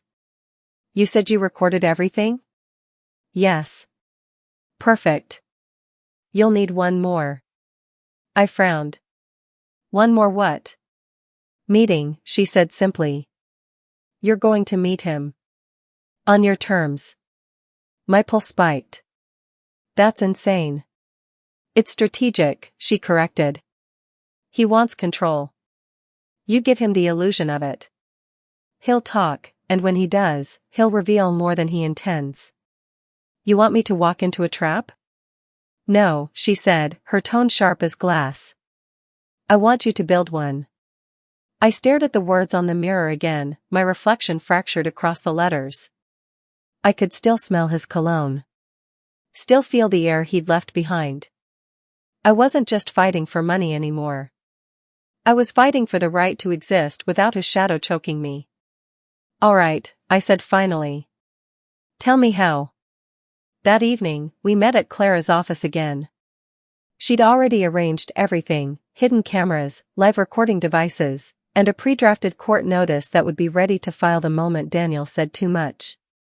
He'll come thinking you're scared, she said. Let him. Just make sure he talks long enough. How do I get him to come? She slid a paper across the desk, a fake message. We need to talk. I found more. Meet me where it started. Midnight. Send it, she said. I hesitated only a second before pressing send. By midnight, the city was quiet again. I waited in the park behind our old family home, the one where Daniel and I used to play as children. The swing set was still there, rusted, half buried in snow. The wind carried the smell of winter and something metallic. My coat hid the small camera Clara had pinned near the lapel, the recorder already running. The sound of footsteps came first. Then his voice. "You never could stay out of trouble, could you?" I turned. Daniel emerged from the shadows, coat collar raised, his smile rehearsed and poisonous. "You got my message," I said evenly. "I did," he said. "Though I have to admit, I'm surprised. Usually, you'd run crying to someone else to fix your problems." I clenched my fists, nails biting my palms. "You broke into my apartment." He smirked. I was curious. "Curious about what?" "What he left you," he said, taking a slow step closer. "You think Dad was some martyr, don't you? He ruined this family." "He ruined me." "You ruined yourself," I said. His face changed, the calm mask cracking for a second, revealing something wild underneath. "He was never supposed to give you anything. You were the mistake, Elena." He told me himself. I felt something cold rise inside me, not tears, not fear. Clarity. "Then why did he make me the heir?" I asked softly. He froze. I saw it, the flicker of panic behind his eyes. He hadn't expected me to know. "What are you talking about?" "The trust. The 41%. It's mine now." For a second, the world went still. Then his expression twisted. "He lied. You forged something." "You."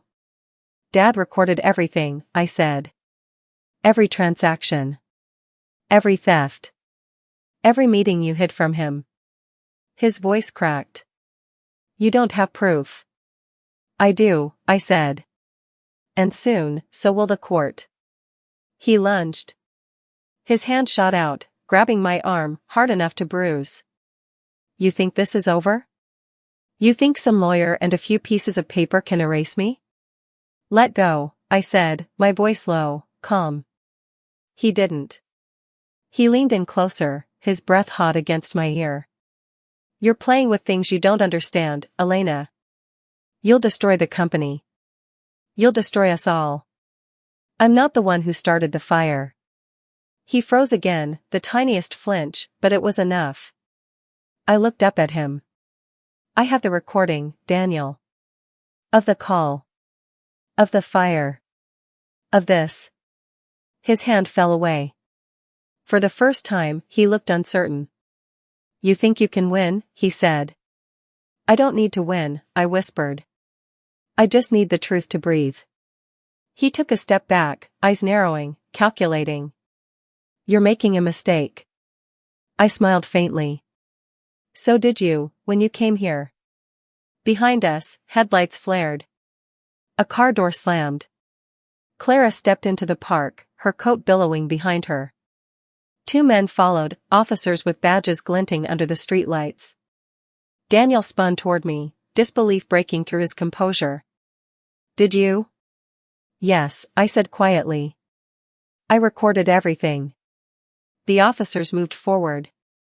He stepped back, shaking his head. "You can't." "Actually," Clara said smoothly, "we can." Daniel's voice rose, desperate now. "You think you've won? You think any of this will matter when they see what he did?" His words were cut off by the sound of handcuffs clicking shut.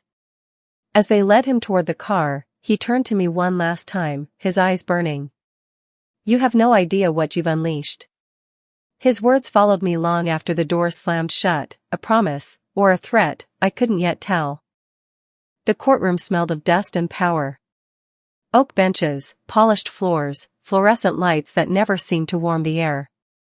I sat at the plaintiff's table with Clara beside me, her posture razor straight, every motion measured like a blade being drawn. Across from us, Daniel sat with his lawyer, a man with a smirk too confident for someone defending corruption and arson. The hum of whispered gossip filled the room.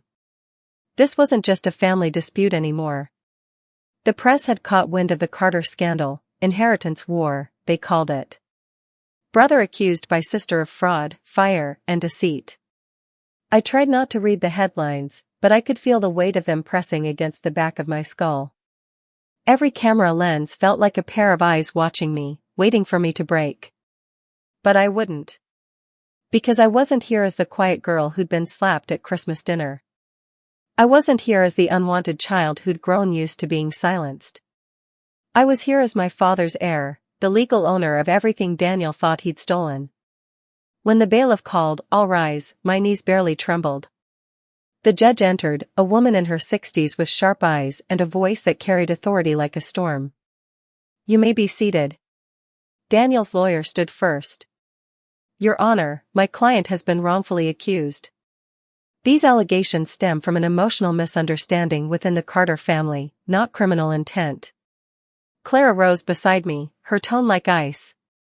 "With respect, Your Honor, my client's brother embezzled funds from Carter Industries, forged signatures to divert assets, and destroyed property belonging to the estate to conceal evidence. This is not a misunderstanding. It's organized theft." Daniel didn't look at me. He stared straight ahead, his hands clasped so tightly his knuckles turned white. But I saw the muscle in his jaw twitch, the one that always gave him away. The judge looked between us. "We'll let the evidence speak." When the recordings began to play, the courtroom grew so quiet I could hear my own heartbeat. My father's voice filled the speakers. "This is formal record too. Proof of internal embezzlement and asset concealment by Daniel Carter and accomplices." Gasps rippled through the spectators. Daniel's lawyer started to rise, but the judge lifted a hand. "Sit down." The tape continued, my father's words sharp, unyielding. "The trust was designed to bypass the company's collapse, to protect what's left and place it in Elena's control once legal confirmation is secure."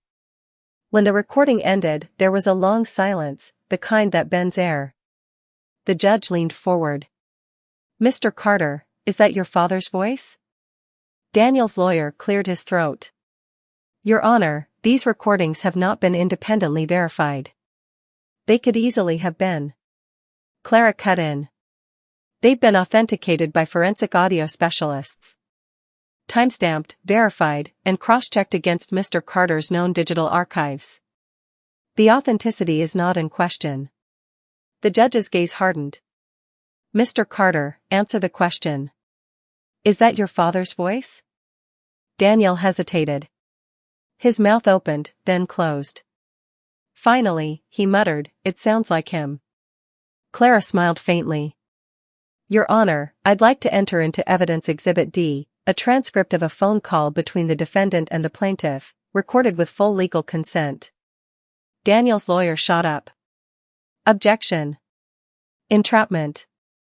"Overruled," the judge said. Clara pressed play. "Me, you burned it down." "Daniel, he destroyed himself." "Don't follow him."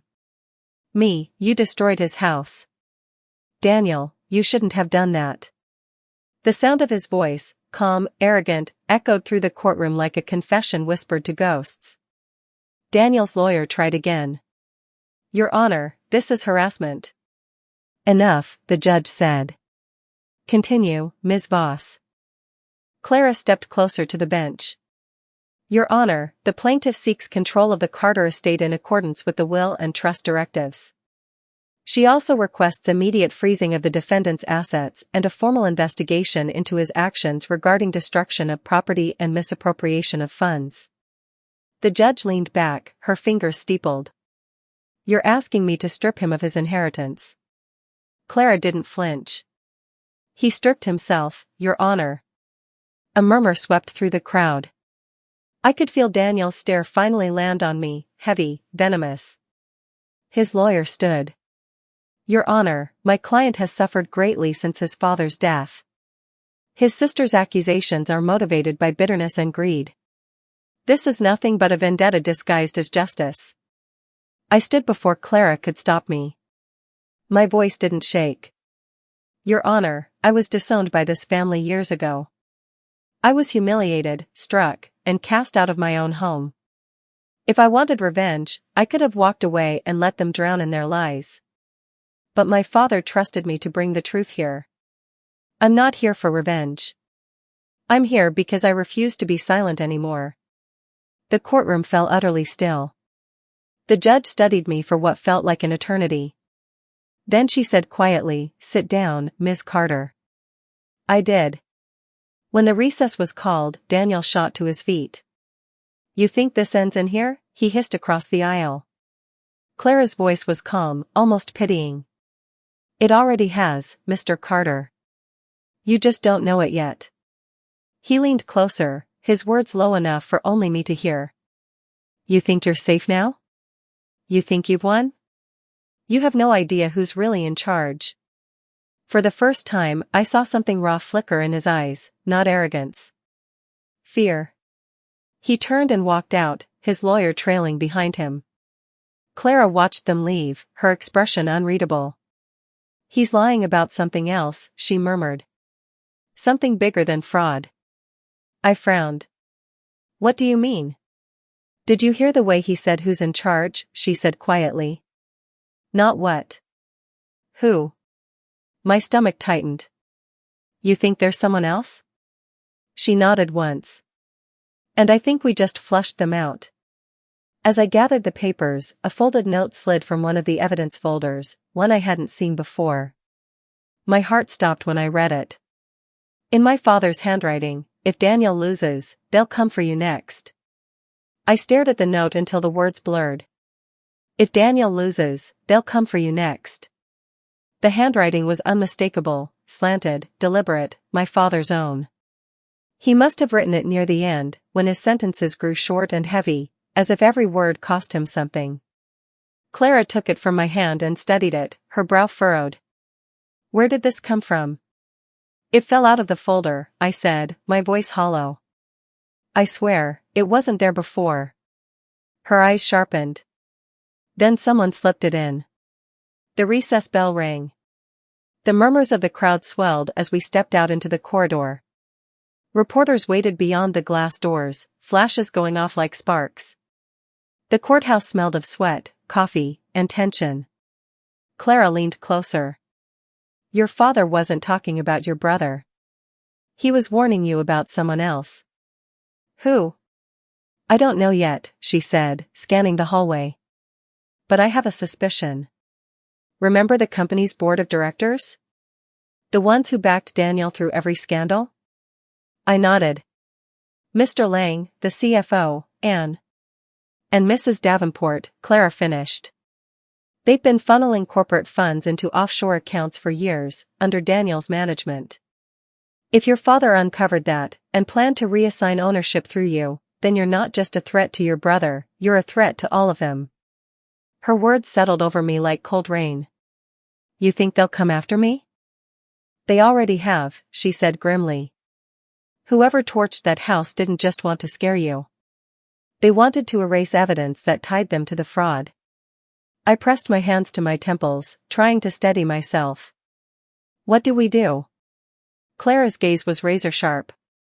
"We finish what your father started." When the hearing resumed, the air had changed.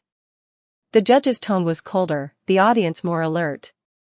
Clara presented the forensic financial report she'd ordered overnight, thousands of pages tracing missing funds through false consulting firms, shell corporations, and secret transfers authorized by Daniel and two executives.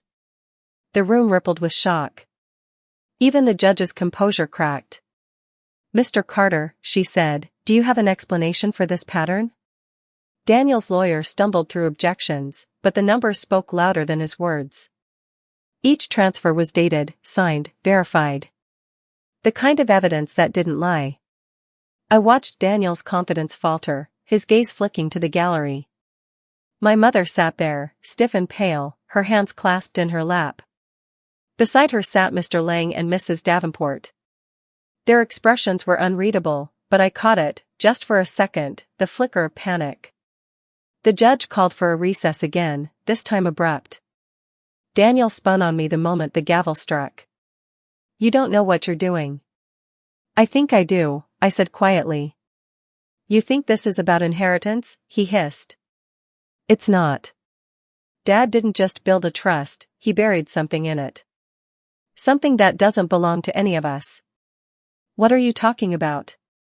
But before he could answer, Mrs. Davenport stood abruptly from her seat in the gallery. That's enough, she said sharply. Her tone cut through the noise like a blade.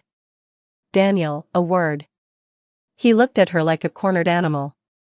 No. Her expression hardened. You will come with me now. The judge's clerk called for order as security moved closer. But Mrs. Davenport's eyes found me, cold and sharp. Be careful, Miss Carter. Not all legacies are blessings. Then she turned and walked out, laying close behind her. The entire courtroom buzzed with whispers. Clara leaned close to me. She's scared. That means we're close. Close to what? To something bigger than embezzlement. Later that night, Clara and I sat in her office surrounded by stacks of files, our shadows stretching long across the carpet. She had called in a forensic accountant to help decipher the last set of documents. This, he said, pointing to a ledger, isn't just fraud. It's money laundering through international shell firms. Some of these names tie back to private contractors. Your father must have found out and tried to protect what was left by placing it under your name. Private contractors? I asked. As in? Security firms. Surveillance.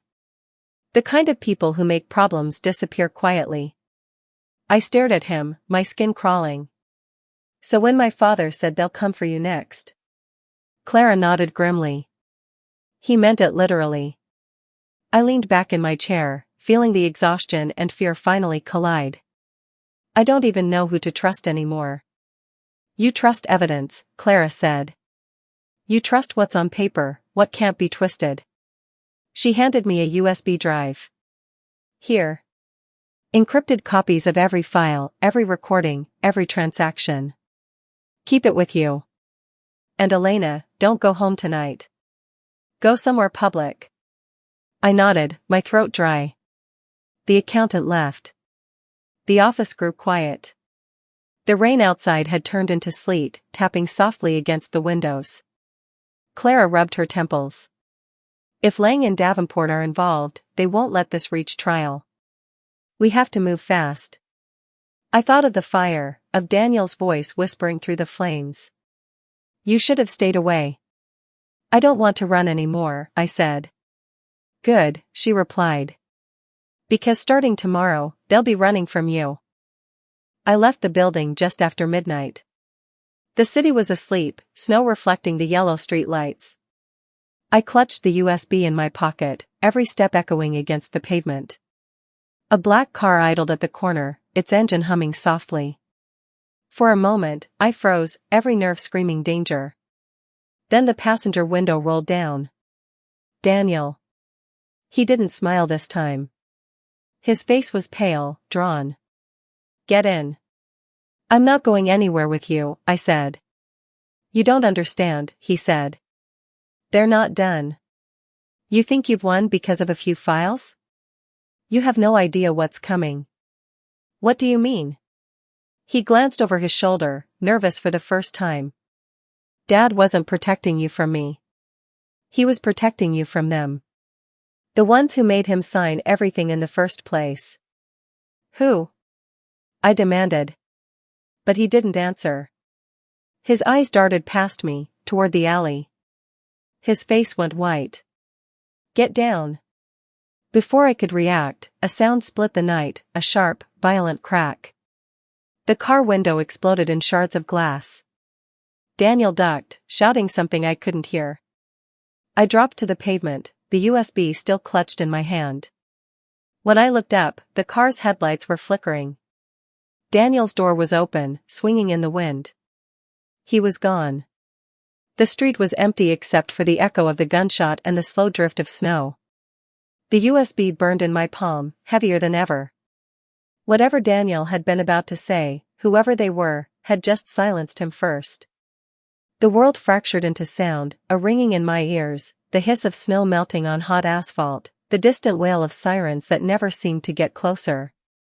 For a moment, I couldn't move. My breath came in short, sharp bursts as my mind caught up to what my eyes were already seeing. The black car was idling, one headlight shattered, the other flickering weakly against the snow. The driver's side door swung open, rocking back and forth in the wind. Daniel's coat lay half in, half out of the vehicle, stained dark where it met the ground. I forced myself forward, heart pounding so loud it drowned the sirens. Daniel. No answer. Just the hum of the engine and the hiss of falling snow. I knelt beside the open door, scanning for him, footprints, movement, anything. There was blood, but not much. A smear leading away from the car and into the alley across the street. Daniel? My voice cracked. I hated how small it sounded, how fragile. The only reply was the rattle of a loose sign above the alley entrance, its metal frame clanging against the brick. I stood, gripping the USB so tightly it dug into my skin. I should have called the police. I should have run. But something stronger than fear kept me moving. The same pull that had dragged me through every lie my family told. The same instinct that whispered, "Don't let them write the ending without you." I followed the trail. The alley smelled of oil and rust. My boots slipped on the slick ground, the sound of sirens now distant, muffled by the walls. The blood drops grew smaller, fainter. At the far end, beneath a broken street lamp, something glinted, a phone, face down in the snow. I picked it up. The screen was cracked but still glowing. A message thread was open. The last text sent only minutes earlier. Meeting cancelled. She's onto it. Unknown number, then we clean up tonight. My stomach turned. Clean up. That's what they called it. Before I could scroll further, a noise came from behind me, the crunch of boots on gravel. I spun, heart slamming against my ribs. A man stood at the mouth of the alley. Black coat, gloves, face hidden beneath the shadow of his hood. He didn't move. I backed away, gripping Daniel's phone like a weapon. Who are you? No answer. Another step forward. Slow. Deliberate. Then a voice, low and calm. You have something that doesn't belong to you. The USB burned in my pocket. I tried to sound braver than I felt. I don't know what you're talking about. He tilted his head, the faintest smirk curving his lips. You sound just like your father. The words hit harder than the cold. You knew him. He didn't deny it. He was smart. For a while. Until he stopped cooperating. My chest constricted. You killed him. Heart attack, he said lightly. Very convenient. I took another step back. You burned the house. He shrugged. We clean up well. Something shifted behind him, headlights sweeping across the alley, tires on snow. The man turned slightly, distracted for an instant. It was all I needed. I ran. The world became noise and breath and adrenaline. I didn't think, I just moved. I darted across the street, nearly slipping on the ice, my lungs burning. I didn't stop until I reached the main road, where traffic still moved sluggishly through the snow. I ducked into a cafe that hadn't yet closed, pushing past the startled barista. Call the police, I gasped. Someone's been shot. Within minutes, the place was flooded with flashing blue lights. Officers took statements, paramedics checked me for injuries I didn't remember getting. They found the car, the shattered glass, the blood, but no Daniel. He'd vanished. Hours later, I sat in Clara's office again, wrapped in a blanket, a paper cup of coffee cooling in my hands. She was pacing, her phone pressed to her ear. No, detective, she said sharply. You don't understand. My client isn't fabricating this. She was being followed for days. Her father's estate is tied to criminal financial activity. This is not a domestic dispute. She hung up, rubbing her eyes. They think it's just a family feud, she said bitterly. They don't see how deep this goes. I handed her the USB. They know about this. He said I have something that doesn't belong to me. Clara took it, her expression unreadable. Then that's exactly what we'll use to destroy them. She plugged it into her laptop, encrypting the files onto a secure server. Lines of data filled the screen, account numbers, offshore transfers, names. Dozens of them. Who are these people? I whispered. Executives, politicians, contractors. It's bigger than your father's company, she said quietly. He must have stumbled onto it while tracing Daniel's fraud. And instead of turning it in, he hid it, under your name. To keep it safe. Safe, I echoed. By painting a target on me. Her eyes softened. He trusted you because you were the only one clean. They couldn't touch you legally, not without revealing themselves. But they'll try anyway, I said. Yes, she replied simply. And that's why we turn this into light before they bury it again. As the sun began to rise, Clara forwarded encrypted copies of the data to 2 journalists she trusted. They can't kill a story once it's public, she said. Once it's in the air, it's untouchable. I sat watching the snow drift past the window, my reflection ghosted over the glass. The city looked almost peaceful, but I knew better now. Somewhere out there, Daniel was still alive. Somewhere out there, the people who killed my father were regrouping, calculating, waiting for their next move. But they weren't the only ones planning. I looked down at the faint bruise still circling my wrist from where Daniel had grabbed me. It didn't hurt anymore. It felt like a reminder. A promise. As we finished securing the files, Clara's phone buzzed. She answered, and her face went pale. She looked at me, eyes wide. They found Daniel. She paused, listening, then whispered, he's asking for you. The hospital smelled like antiseptic and sorrow. I moved through the hallway in a daze, the fluorescent lights flickering above like ghosts trapped in glass. Clara walked beside me, her face unreadable but her hand firm on my shoulder, the only thing anchoring me to the ground. They'd found Daniel at the edge of the harbor, half frozen, delirious, and bleeding from a graze wound on his shoulder. The police called it a lucky escape. I called it unfinished business. When we reached his room, 2 officers stood guard outside the door. One of them nodded at Clara. 10 minutes, he said. He's stable, but weak. Clara turned to me. You don't have to do this. Yes, I said quietly. I do. She nodded once. I'll be right outside. I took a deep breath and stepped into the room. Daniel looked smaller somehow. The arrogance had drained from him, leaving only the man beneath, pale, eyes hollow, skin stretched thin over bone. His arm was bandaged, for lines snaking from his wrist. When he saw me, his lips curled into something that was almost a smile.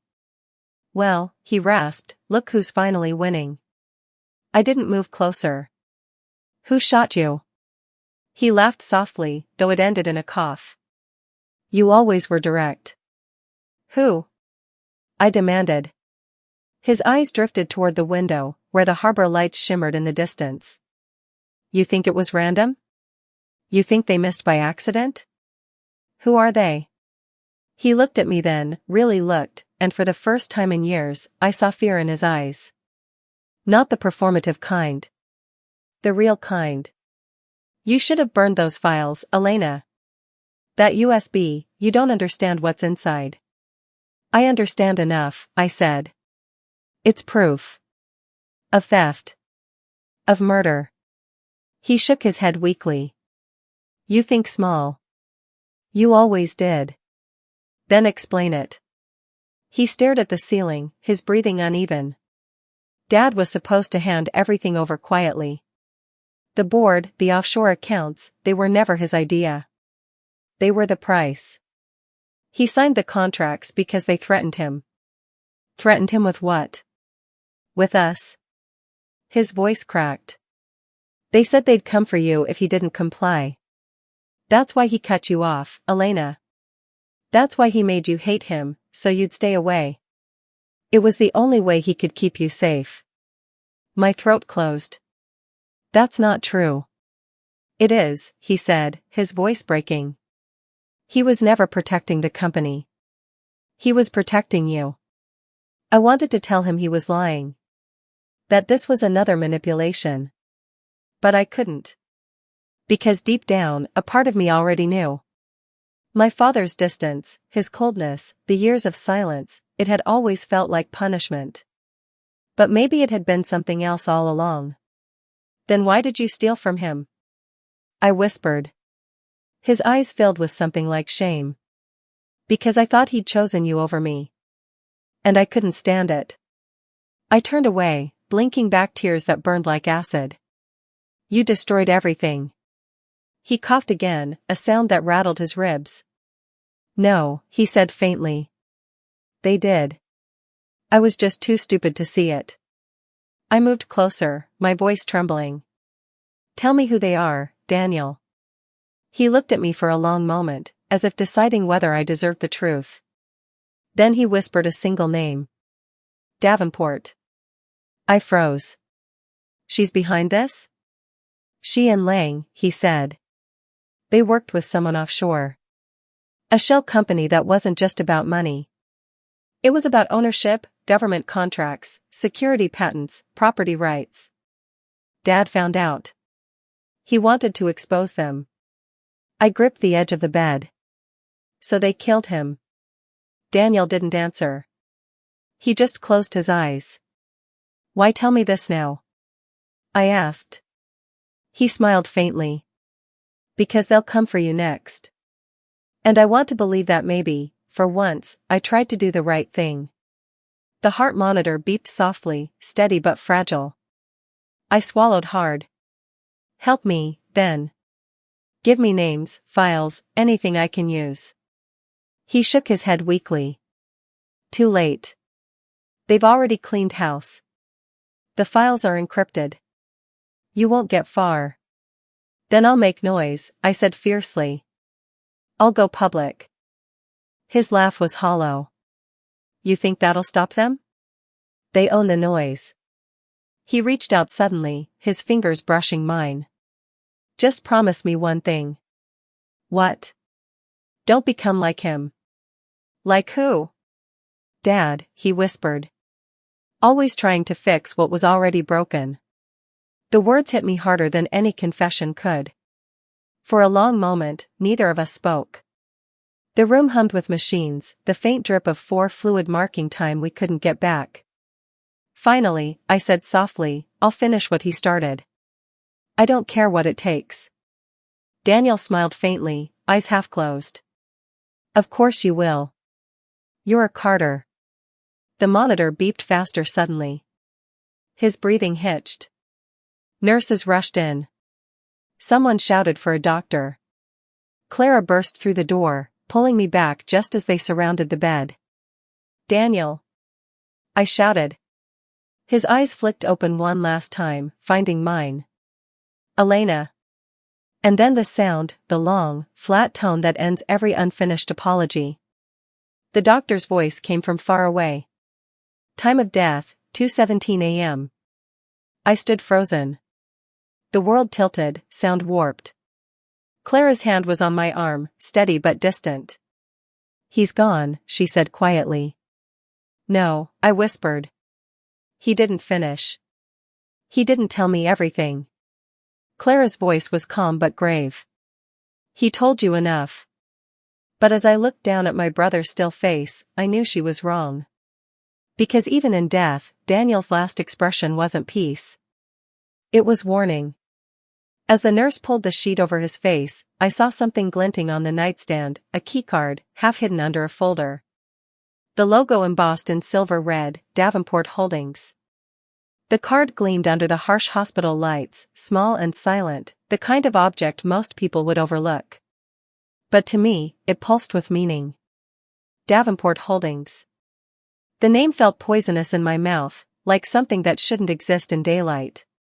I picked it up carefully, turning it over in my hands. No writing. No address.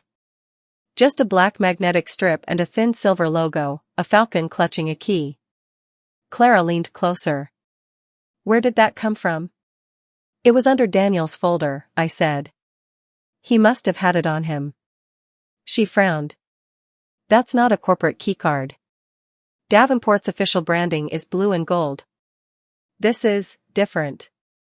I slipped it into my coat pocket. Then it's something they didn't want anyone to see. She nodded slowly, thinking. We'll trace it. But not from my office, too many eyes. We'll use a contact of mine. Someone who handles digital forensics quietly.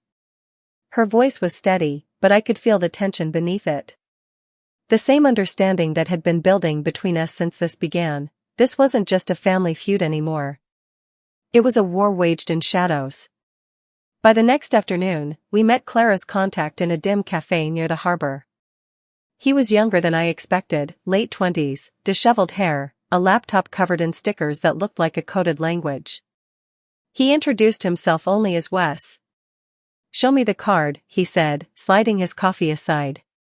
I handed it over.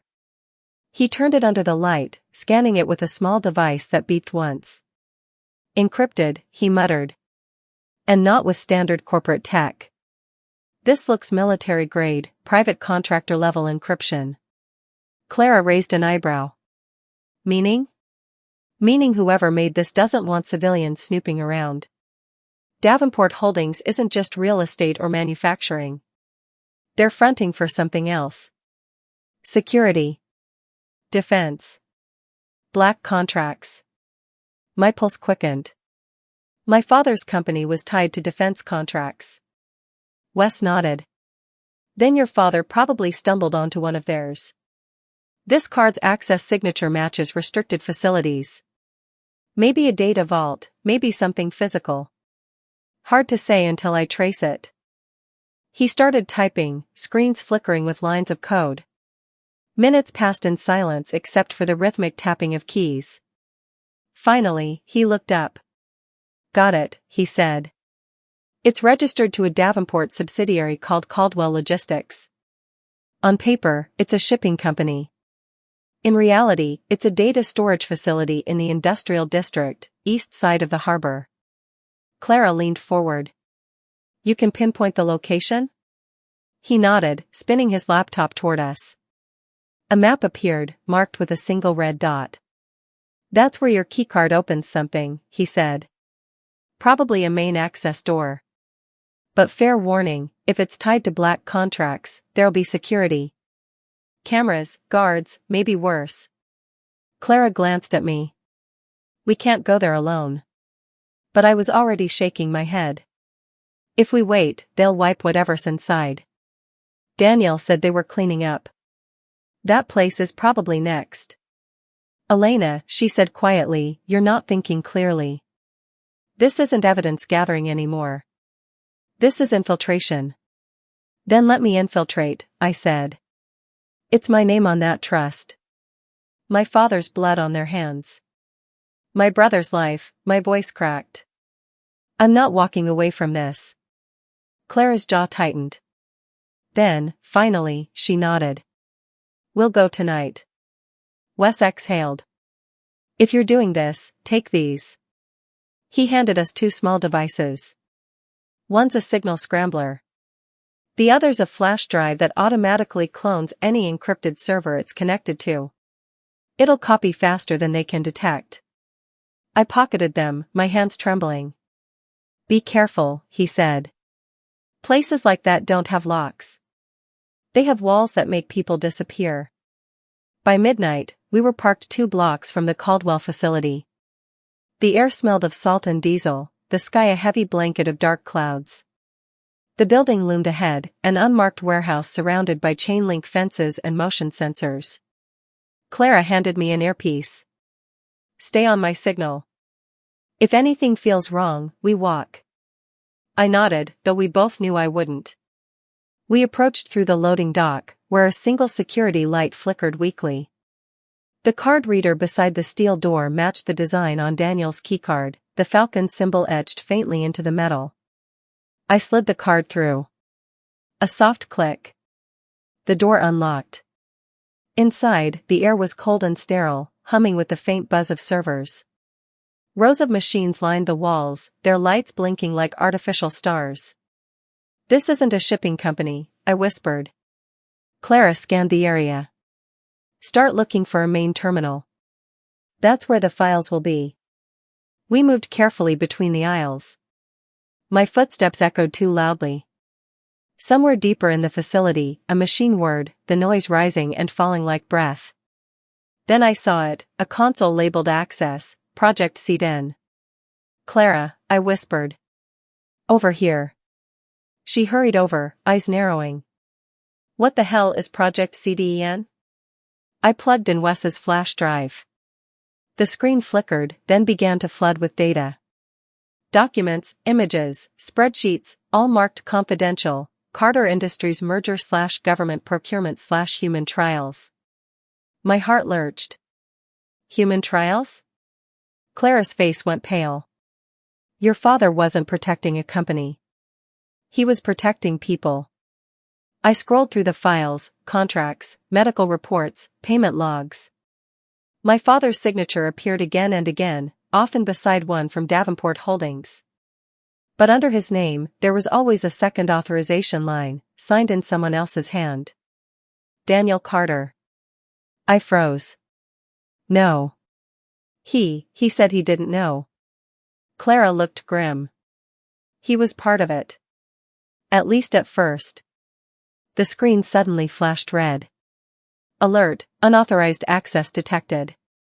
Download complete, Clara said, yanking the drive free. Move. We ran, the alarm shrieking through the corridors. Red lights strobed overhead. My chest burned as we sprinted toward the exit, boots pounding on metal floors. We burst into the cold night air just as the door behind us slammed shut with an electronic hiss. My breath came in gasps, the flash drive clutched in my palm. Clara looked at me, eyes wild but fierce. You just found what your father died trying to hide. As we ran for the car, a black SUV pulled into the alley, headlights blinding. The window rolled down just enough for me to see the driver's face, Mrs. Davenport. She smiled, calm and certain. You shouldn't have gone inside, Elena, she called. Now you've seen too much. For one heartbeat, no one moved. The SUV idled there, engine humming low, headlights cutting through the fog. The air was thick with static, the kind that comes right before a storm breaks. Clara stepped slightly in front of me, her hand hovering near her coat pocket. Get in the car, Elena, she said quietly. Mrs. Davenport smiled through the half-open window. The gesture didn't reach her eyes. You've made a mess, dear. I told your father once that sentiment was a liability. Now you're proving me right. Her voice was calm, measured, the tone of someone used to being obeyed. Clara didn't flinch. You killed him. Davenport's eyes flicked to her, unbothered. We corrected a mistake. Your father thought he could hold classified property hostage. But you, she turned to me. You were supposed to be invisible. The quiet one. It's disappointing when people forget their roles. My hand tightened around the flash drive in my pocket. You used his company to hide human trials, I said, my voice trembling but clear. You murdered him when he tried to stop you. A soft laugh. Murder is such a heavy word, Elena. Your father died of heart failure. And if you're not careful, grief is hereditary. Clara's hand shifted, a signal. Now. I moved first, darting sideways toward our car as Clara pulled a small canister from her coat and flung it under the SUV. A sharp hiss filled the air, smoke, thick and choking. Davenport's shout was lost in the haze. Go! Clara yelled. We sprinted across the lot, coughing, blinded by gray. I heard doors slam, tires screeching, voices shouting behind us. By the time we reached Clara's car, adrenaline had turned my blood electric. She floored the accelerator. The tires spun against the icy pavement before gripping, sending us hurtling into the night. Behind us, the warehouse blurred into fog and distance, but I could still see the faint red of alarm lights flashing through the smoke. For 10 minutes, neither of us spoke. The city lights grew brighter as we neared downtown. My heartbeat refused to slow. Finally, Clara said, "We need to disappear for 48 hours. They'll be watching every police channel, every hotel. You can't go home, and I can't go back to my office." "Where will we go?" "I know a safe place," she said. "Old client. Off-grid. Trust me." I stared out the window. She knew me. Davenport. She talked about me like I was a pawn, Clara finished. That's what people like her do. They build empires on pawns. But you've stopped being one. I wanted to believe her. But my father's voice echoed in my head, the recordings, his warnings, the line I couldn't forget, "Trust no one." We drove until the city disappeared behind us, replaced by quiet stretches of country road. The moon broke through the clouds, pale and cold. Finally, Clara turned down a narrow lane that led to a small cabin hidden among trees. "Stay inside," she said as we parked. "I'll check the perimeter." I sat in the dark while she walked the property, her flashlight slicing through the blackness. The flash drive felt heavy in my pocket, heavier than truth, heavier than blood. When she returned, her face was unreadable. "Clear," she said. "No signals, no cars." We went inside. The cabin was simple, a single fireplace, 2 small rooms, and silence. Clara started a fire, then pulled out her laptop. "Let's see what they were willing to kill for." I handed her the flash drive. She inserted it, and the screen filled with data, files upon files, marked with government seals and code names. One folder stood out, CDEN/human subjects. She opened it. Inside were photographs. Faces. Names. Medical reports. Ages ranging from 12 to 70. My stomach turned. "What is this?" Clara's voice was low. "Clinical trials. Unauthorized. They were testing biocompatible implants for defense contracts. Your father must have discovered the link between Davenport Holdings and the government project. That's why he hid it." I scrolled through the files, and then froze. A familiar name blinked up at me. Subject 0419, Daniel Carter. My chest went cold. No. Clara's eyes widened. He was one of them. The document detailed a neural performance enhancement prototype, experimental, incomplete. Notes indicated withdrawal complications, psychological instability. The final line read, "Termination of subject due to noncompliance. Cover story prepared." I could barely breathe. He didn't just steal from them, they owned him. Clara nodded grimly. He must have agreed to the testing in exchange for something, maybe debt, maybe control of the company. But when he wanted out, they silenced him, I whispered. Clara closed the laptop slowly. "And now we have proof they'd been using the Carter name to hide illegal trials under federal contracts." I stared at the flickering fire, my thoughts unraveling. My father had built walls to protect me. Daniel had tried to break through them. Davenport had burned them down. And now every truth I'd uncovered bled into something darker, something that didn't end with us. Clara spoke again, quieter now. "We can't go to the police. Not yet. They're compromised. We need to go higher, federal whistleblower channels, independent press." I nodded numbly. "And if they find us first?" "Then," she said, "we make sure the story's already out." I went to the window, staring out into the dark woods.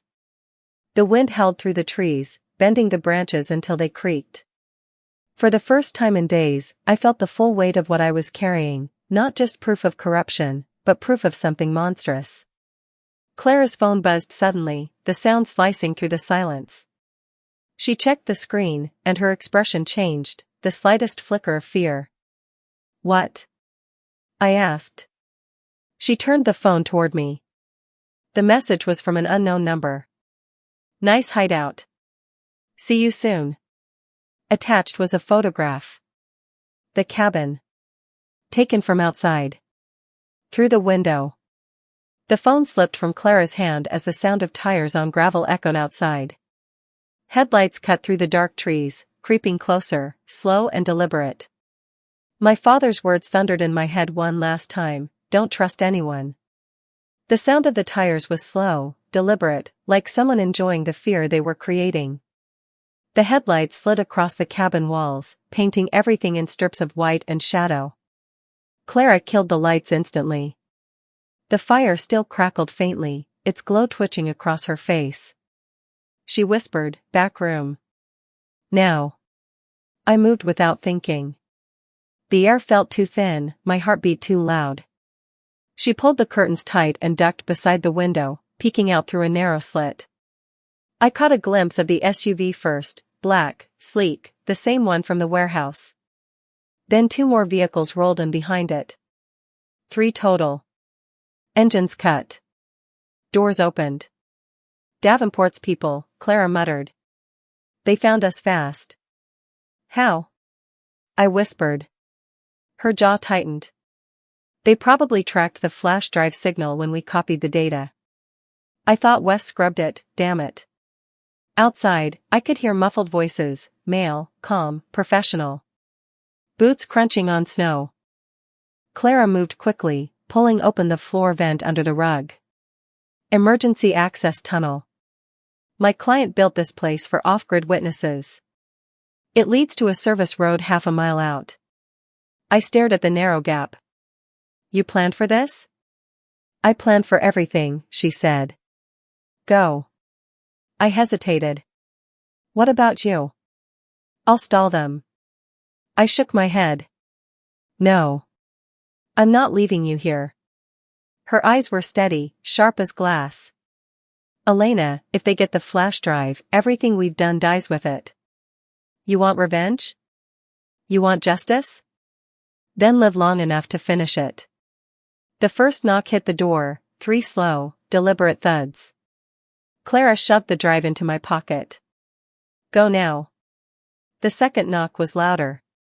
"Clara." She pushed me toward the vent. "Don't argue." The third knock wasn't a knock at all. It was the sound of the doorframe splintering under force. I dropped into the darkness just as the door burst open. The tunnel was narrow and cold, the metal grating damp beneath my palms. I crawled forward, each breath scraping my throat. Above me, footsteps thudded across the cabin floor, followed by Clara's voice, steady, defiant. "What do you think you'll find here?" A man's voice answered, low and familiar. "Not what?" "Who?" "Davenport's enforcer. The man from the alley."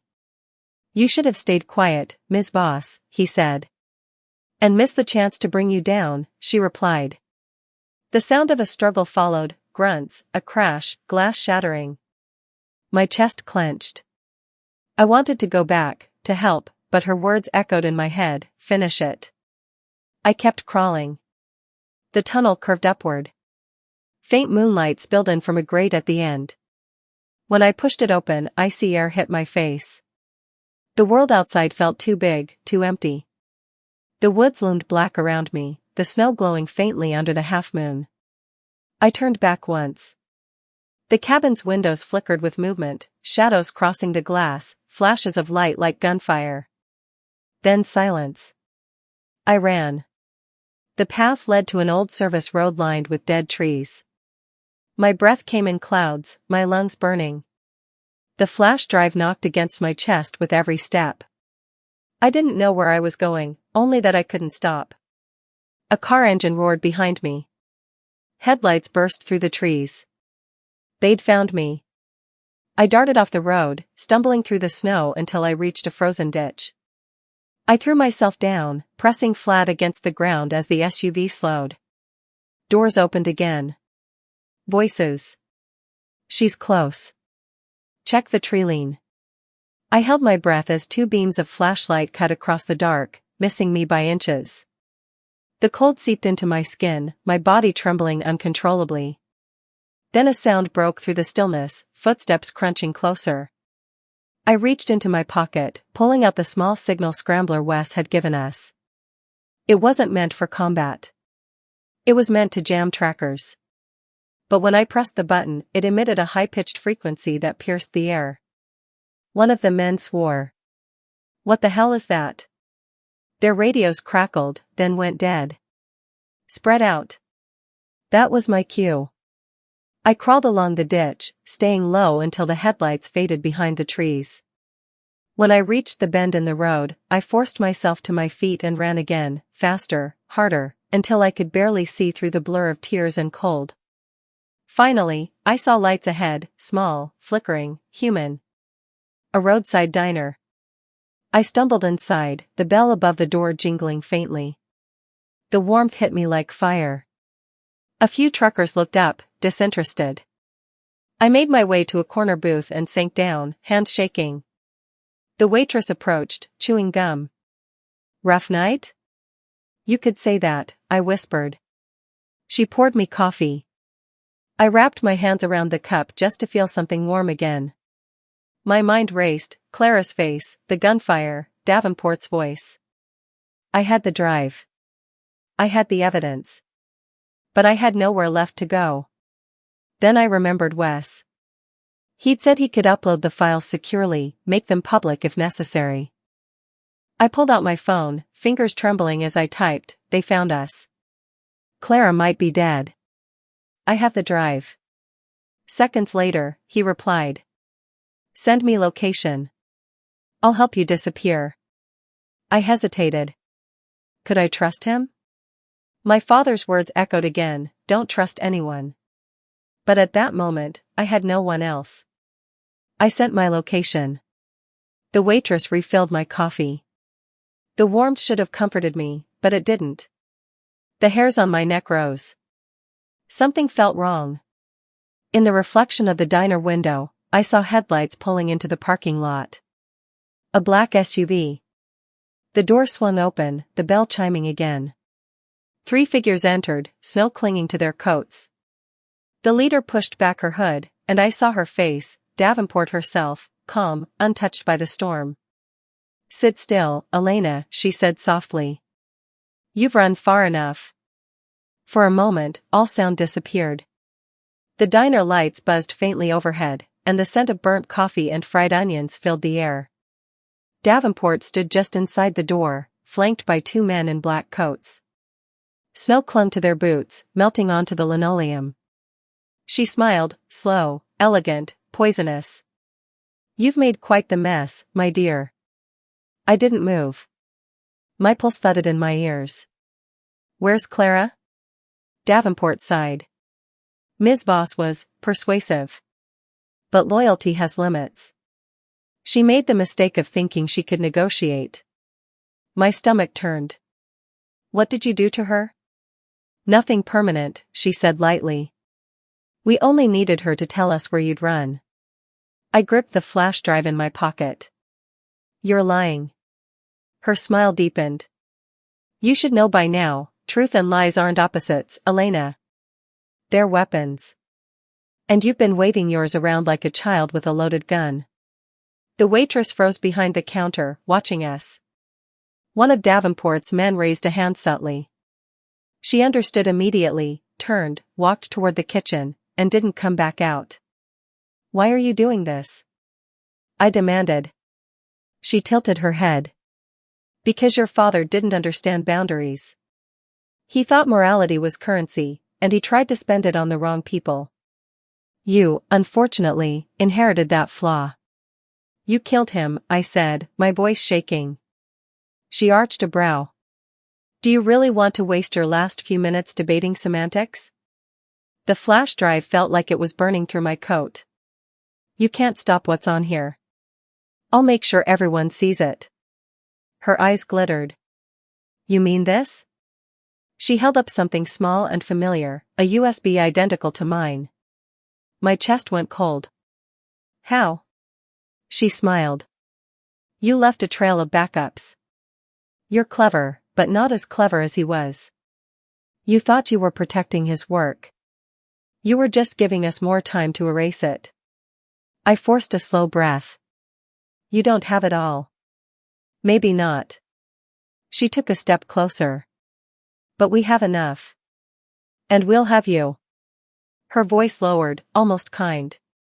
You're in over your head, Elena. You're a frightened girl pretending to be dangerous. You could walk away now, you know. Take the settlement. Forget your father's mistakes. You'd live comfortably, quietly. I stared at her, remembering the fire, the slap at Christmas, the way my family had made me small enough to fit their lies. I wasn't that girl anymore. No, I said. You don't get to bury him again. Her expression hardened. Then you've made your choice. She nodded once to her men. Everything happened at once, one reached for me, the other blocked the door. Instinct took over. I threw my coffee straight into the first man's face. He shouted, clutching his eyes. I grabbed the nearest thing, a metal napkin holder, and slammed it into his wrist. The flash drive fell from my pocket, skittering under the table. Davenport didn't flinch. Don't break her, she said coolly. She's still valuable. I ducked under the booth, scrambling for the drive. My fingers brushed metal, but then a heavy hand caught my arm, yanking me backward. I kicked out, hitting his knee hard enough to make him stumble. The flash drive slid just out of reach. Then, a crash. The front window shattered inward as another figure burst through it, shards scattering across the floor. Davenport spun, startled for the first time. Get away from her, a voice shouted. Clara. She was bleeding from a cut above her eyebrow, her hair matted, coat torn, but alive. And furious. She held a small pistol in one shaking hand. Step back, Davenport. Davenport's expression turned icy.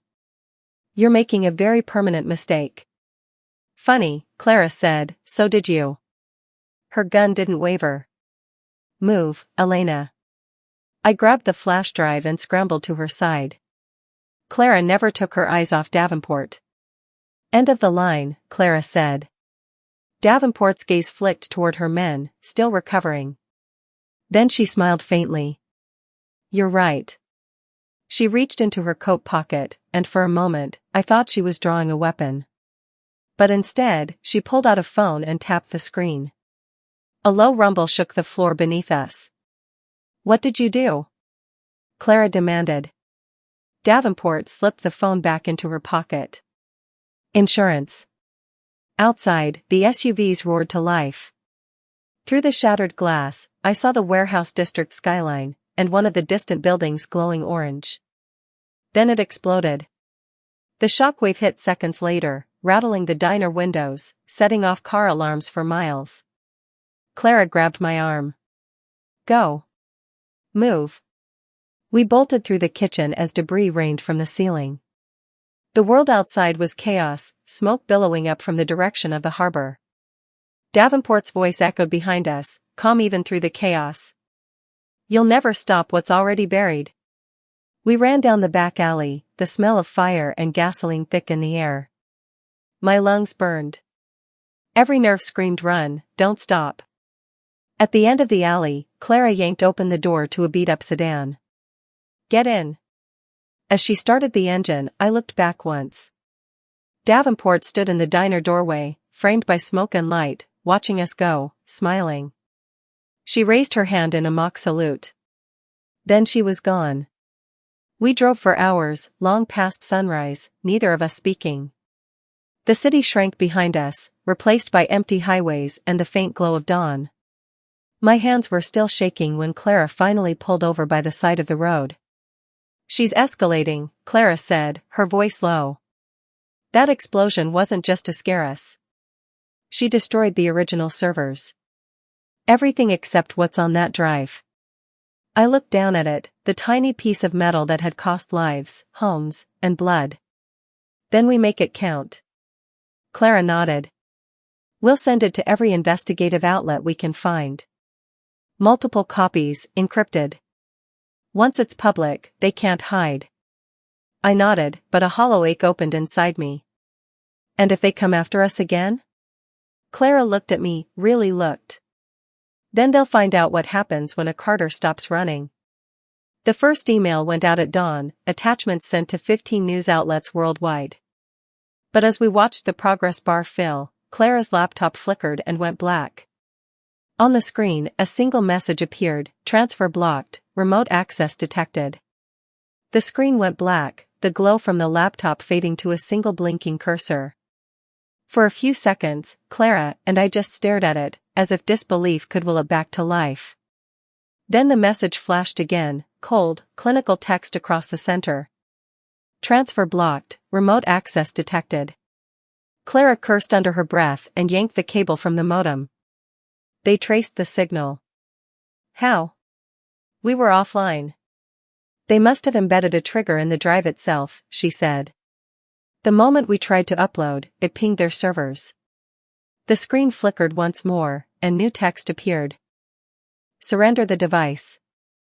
This is your only warning. A chill ran through me. They're inside your system? She nodded grimly. And if they can see us, they can find us. I grabbed the drive, clutching it tight. Then we destroy it. She shook her head. If we do that, everything your father died for disappears. We need another route, a secure channel they can't intercept. Like what? Clara's eyes darted to her phone. Satellite broadcast.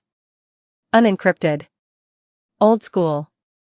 If we send the files through a frequency burst, it'll hit every receiver within range, military, media, government. They can't erase all of it. Can you do that? Her lips curved slightly. I can try. We drove north, away from the city, until the skyline turned to forest and hills. The air outside the car grew colder, sharper. My thoughts circled like vultures: Daniel, my father, Davenport's voice echoing in the diner, you've run far enough. After an hour, Clara pulled off onto a dirt road that led to an abandoned radio station, its tower silhouetted against the pale winter sky. Rust streaked the building, the front door chained loosely. This place used to transmit regional emergency alerts, Clara said.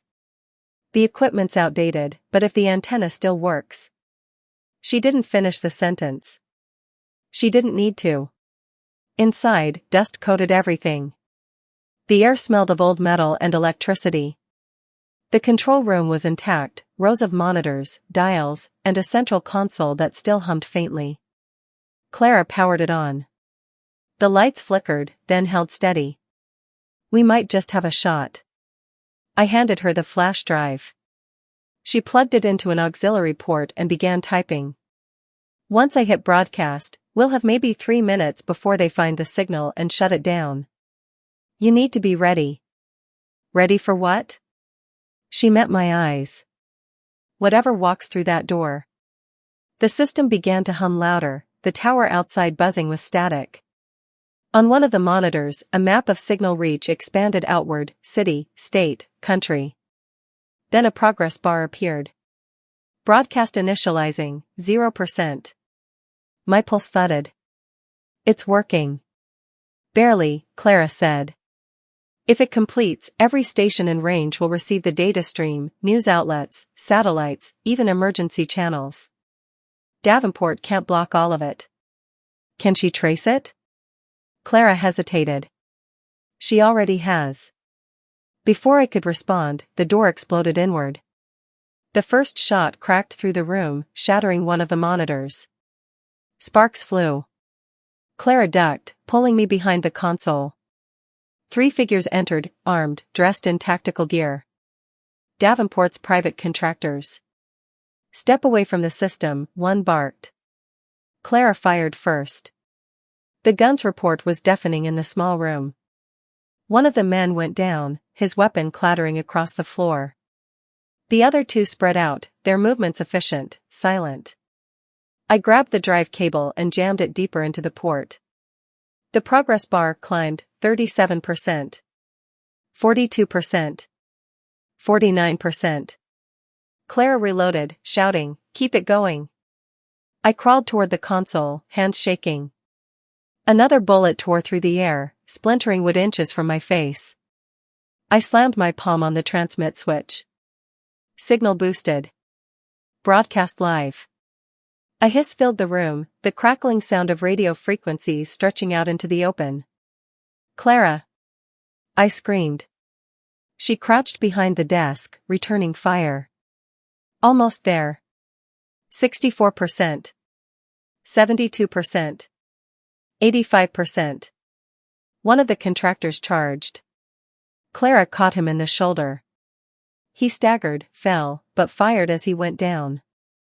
The bullet hit Clara's arm. She gasped but didn't drop the gun. I crawled to her, grabbing her hand. Blood stained her sleeve. "Don't stop," she hissed. "Finish it."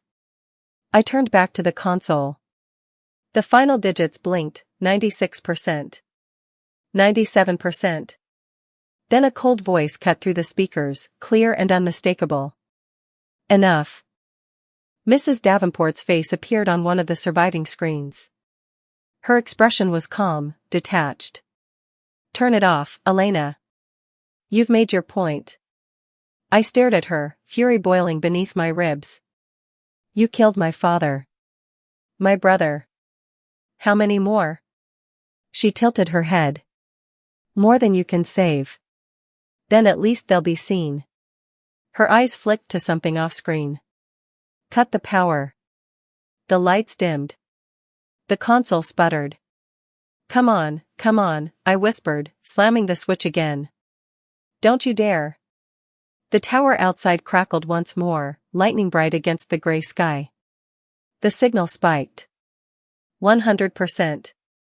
Broadcast complete. The screen went white. Silence. Then, faintly, the hum of the world returning. The men froze. Clara lowered her gun, blood dripping from her sleeve. Davenport's face flickered once, distorted by static. "You think this changes anything?" I smiled through the tears. "It already has." Then the feed cut out.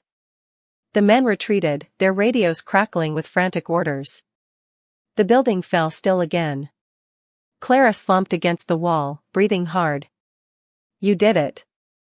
Outside, sirens began to wail, not just one or two, but dozens, spreading like wildfire through the city.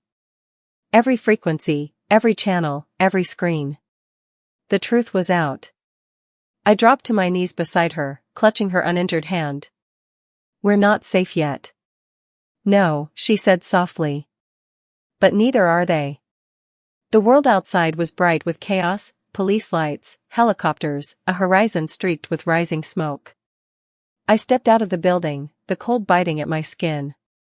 For the first time in my life, I wasn't running from them. They were running from me. As the sirens grew louder, Clara's phone buzzed weakly on the floor. She picked it up, her hand trembling. The caller ID made her go pale. She handed it to me. The name on the screen, Daniel Carter. For a moment, I couldn't breathe. The name on the screen was impossible, like seeing a ghost blink. Daniel Carter. My brother. Dead. Buried. Gone. But the phone was still ringing. Clara met my eyes, her face pale and streaked with soot. "Answer it." I hesitated only a heartbeat, then pressed accept. "Hello?" Static filled the line first, then a sound I hadn't heard in weeks. A voice I'd thought I'd lost. "Elena." I froze. "Daniel?" The voice was faint, strained, but unmistakably his. "You did it." I turned away from the wrecked doorway, my knees shaking. "You're alive? Where are you?" "I can't say," he rasped. "They wanted me dead, but Davenport, she needed leverage. She kept me under watch." "Daniel, listen to me. It's over. The files are out. Everyone knows now." He gave a weak laugh. "You think that'll stop them? They'll rebuild. They always do. That's what monsters like her do, they adapt." "Then we'll keep fighting," I said fiercely. "You and me." Silence. Then a sigh. "No, Elena. You'll keep fighting. I'm not coming back." "What are you talking about?" She's already gone, he whispered. Davenport left the city an hour before the broadcast. She's covering her tracks, shifting everything offshore. But she made one mistake. My pulse quickened. What mistake? She underestimated you. His voice cracked. Dad always said you were the only one who'd survive the fire. I never believed him until now. Tears blurred my vision. Daniel, please, tell me where you are. He hesitated. You remember the cabin at the lake? Where we used to go fishing with Dad? I nodded, even though he couldn't see me. Yes. Look under the floorboards in the back room. There's a safe. The code is his birthday backward. What's inside? Insurance, he said softly. Everything Davenport couldn't erase. Names, contracts, video files. Enough to bury them twice over. Then come with me. We can finish it together. A long pause. Then, faintly, I'm tired, Elena. And you don't need me anymore. Daniel. The line crackled. His voice dropped to a whisper. Don't let them make you like him. Promise me. The connection cut out. I stared at the phone until the screen went dark, my reflection flickering against it. Somewhere behind me, the radio tower buzzed faintly, the final hum of the broadcast dying into silence. Clara touched my shoulder. He's gone, isn't he? I nodded slowly. Not completely. 2 days later, the world exploded with headlines. Corporate whistleblower exposes secret human trials. Davenport Holdings under federal investigation. Carter Industries linked to Black Ops contracts. News anchors dissected my family name like it was a contagion. Protesters filled streets. Politicians demanded hearings. For once, the cameras weren't lies, they were light. I stood in Clara's office, arm in a sling, exhaustion carving shadows under my eyes. She handed me a newspaper. They're calling you the ghost heir, she said, almost smiling. The woman who brought down a dynasty. I looked at the headline. My name was printed beneath a photo, me walking out of the courthouse, eyes hidden behind dark glasses. I barely recognized myself. They think it's over, I murmured. It's never over, she said quietly. But you've shifted the balance. We'd recovered the files from the cabin just as Daniel said. It took 3 agents and 2 court orders, but the data was real, contracts linking Davenport Holdings to covert research across multiple continents.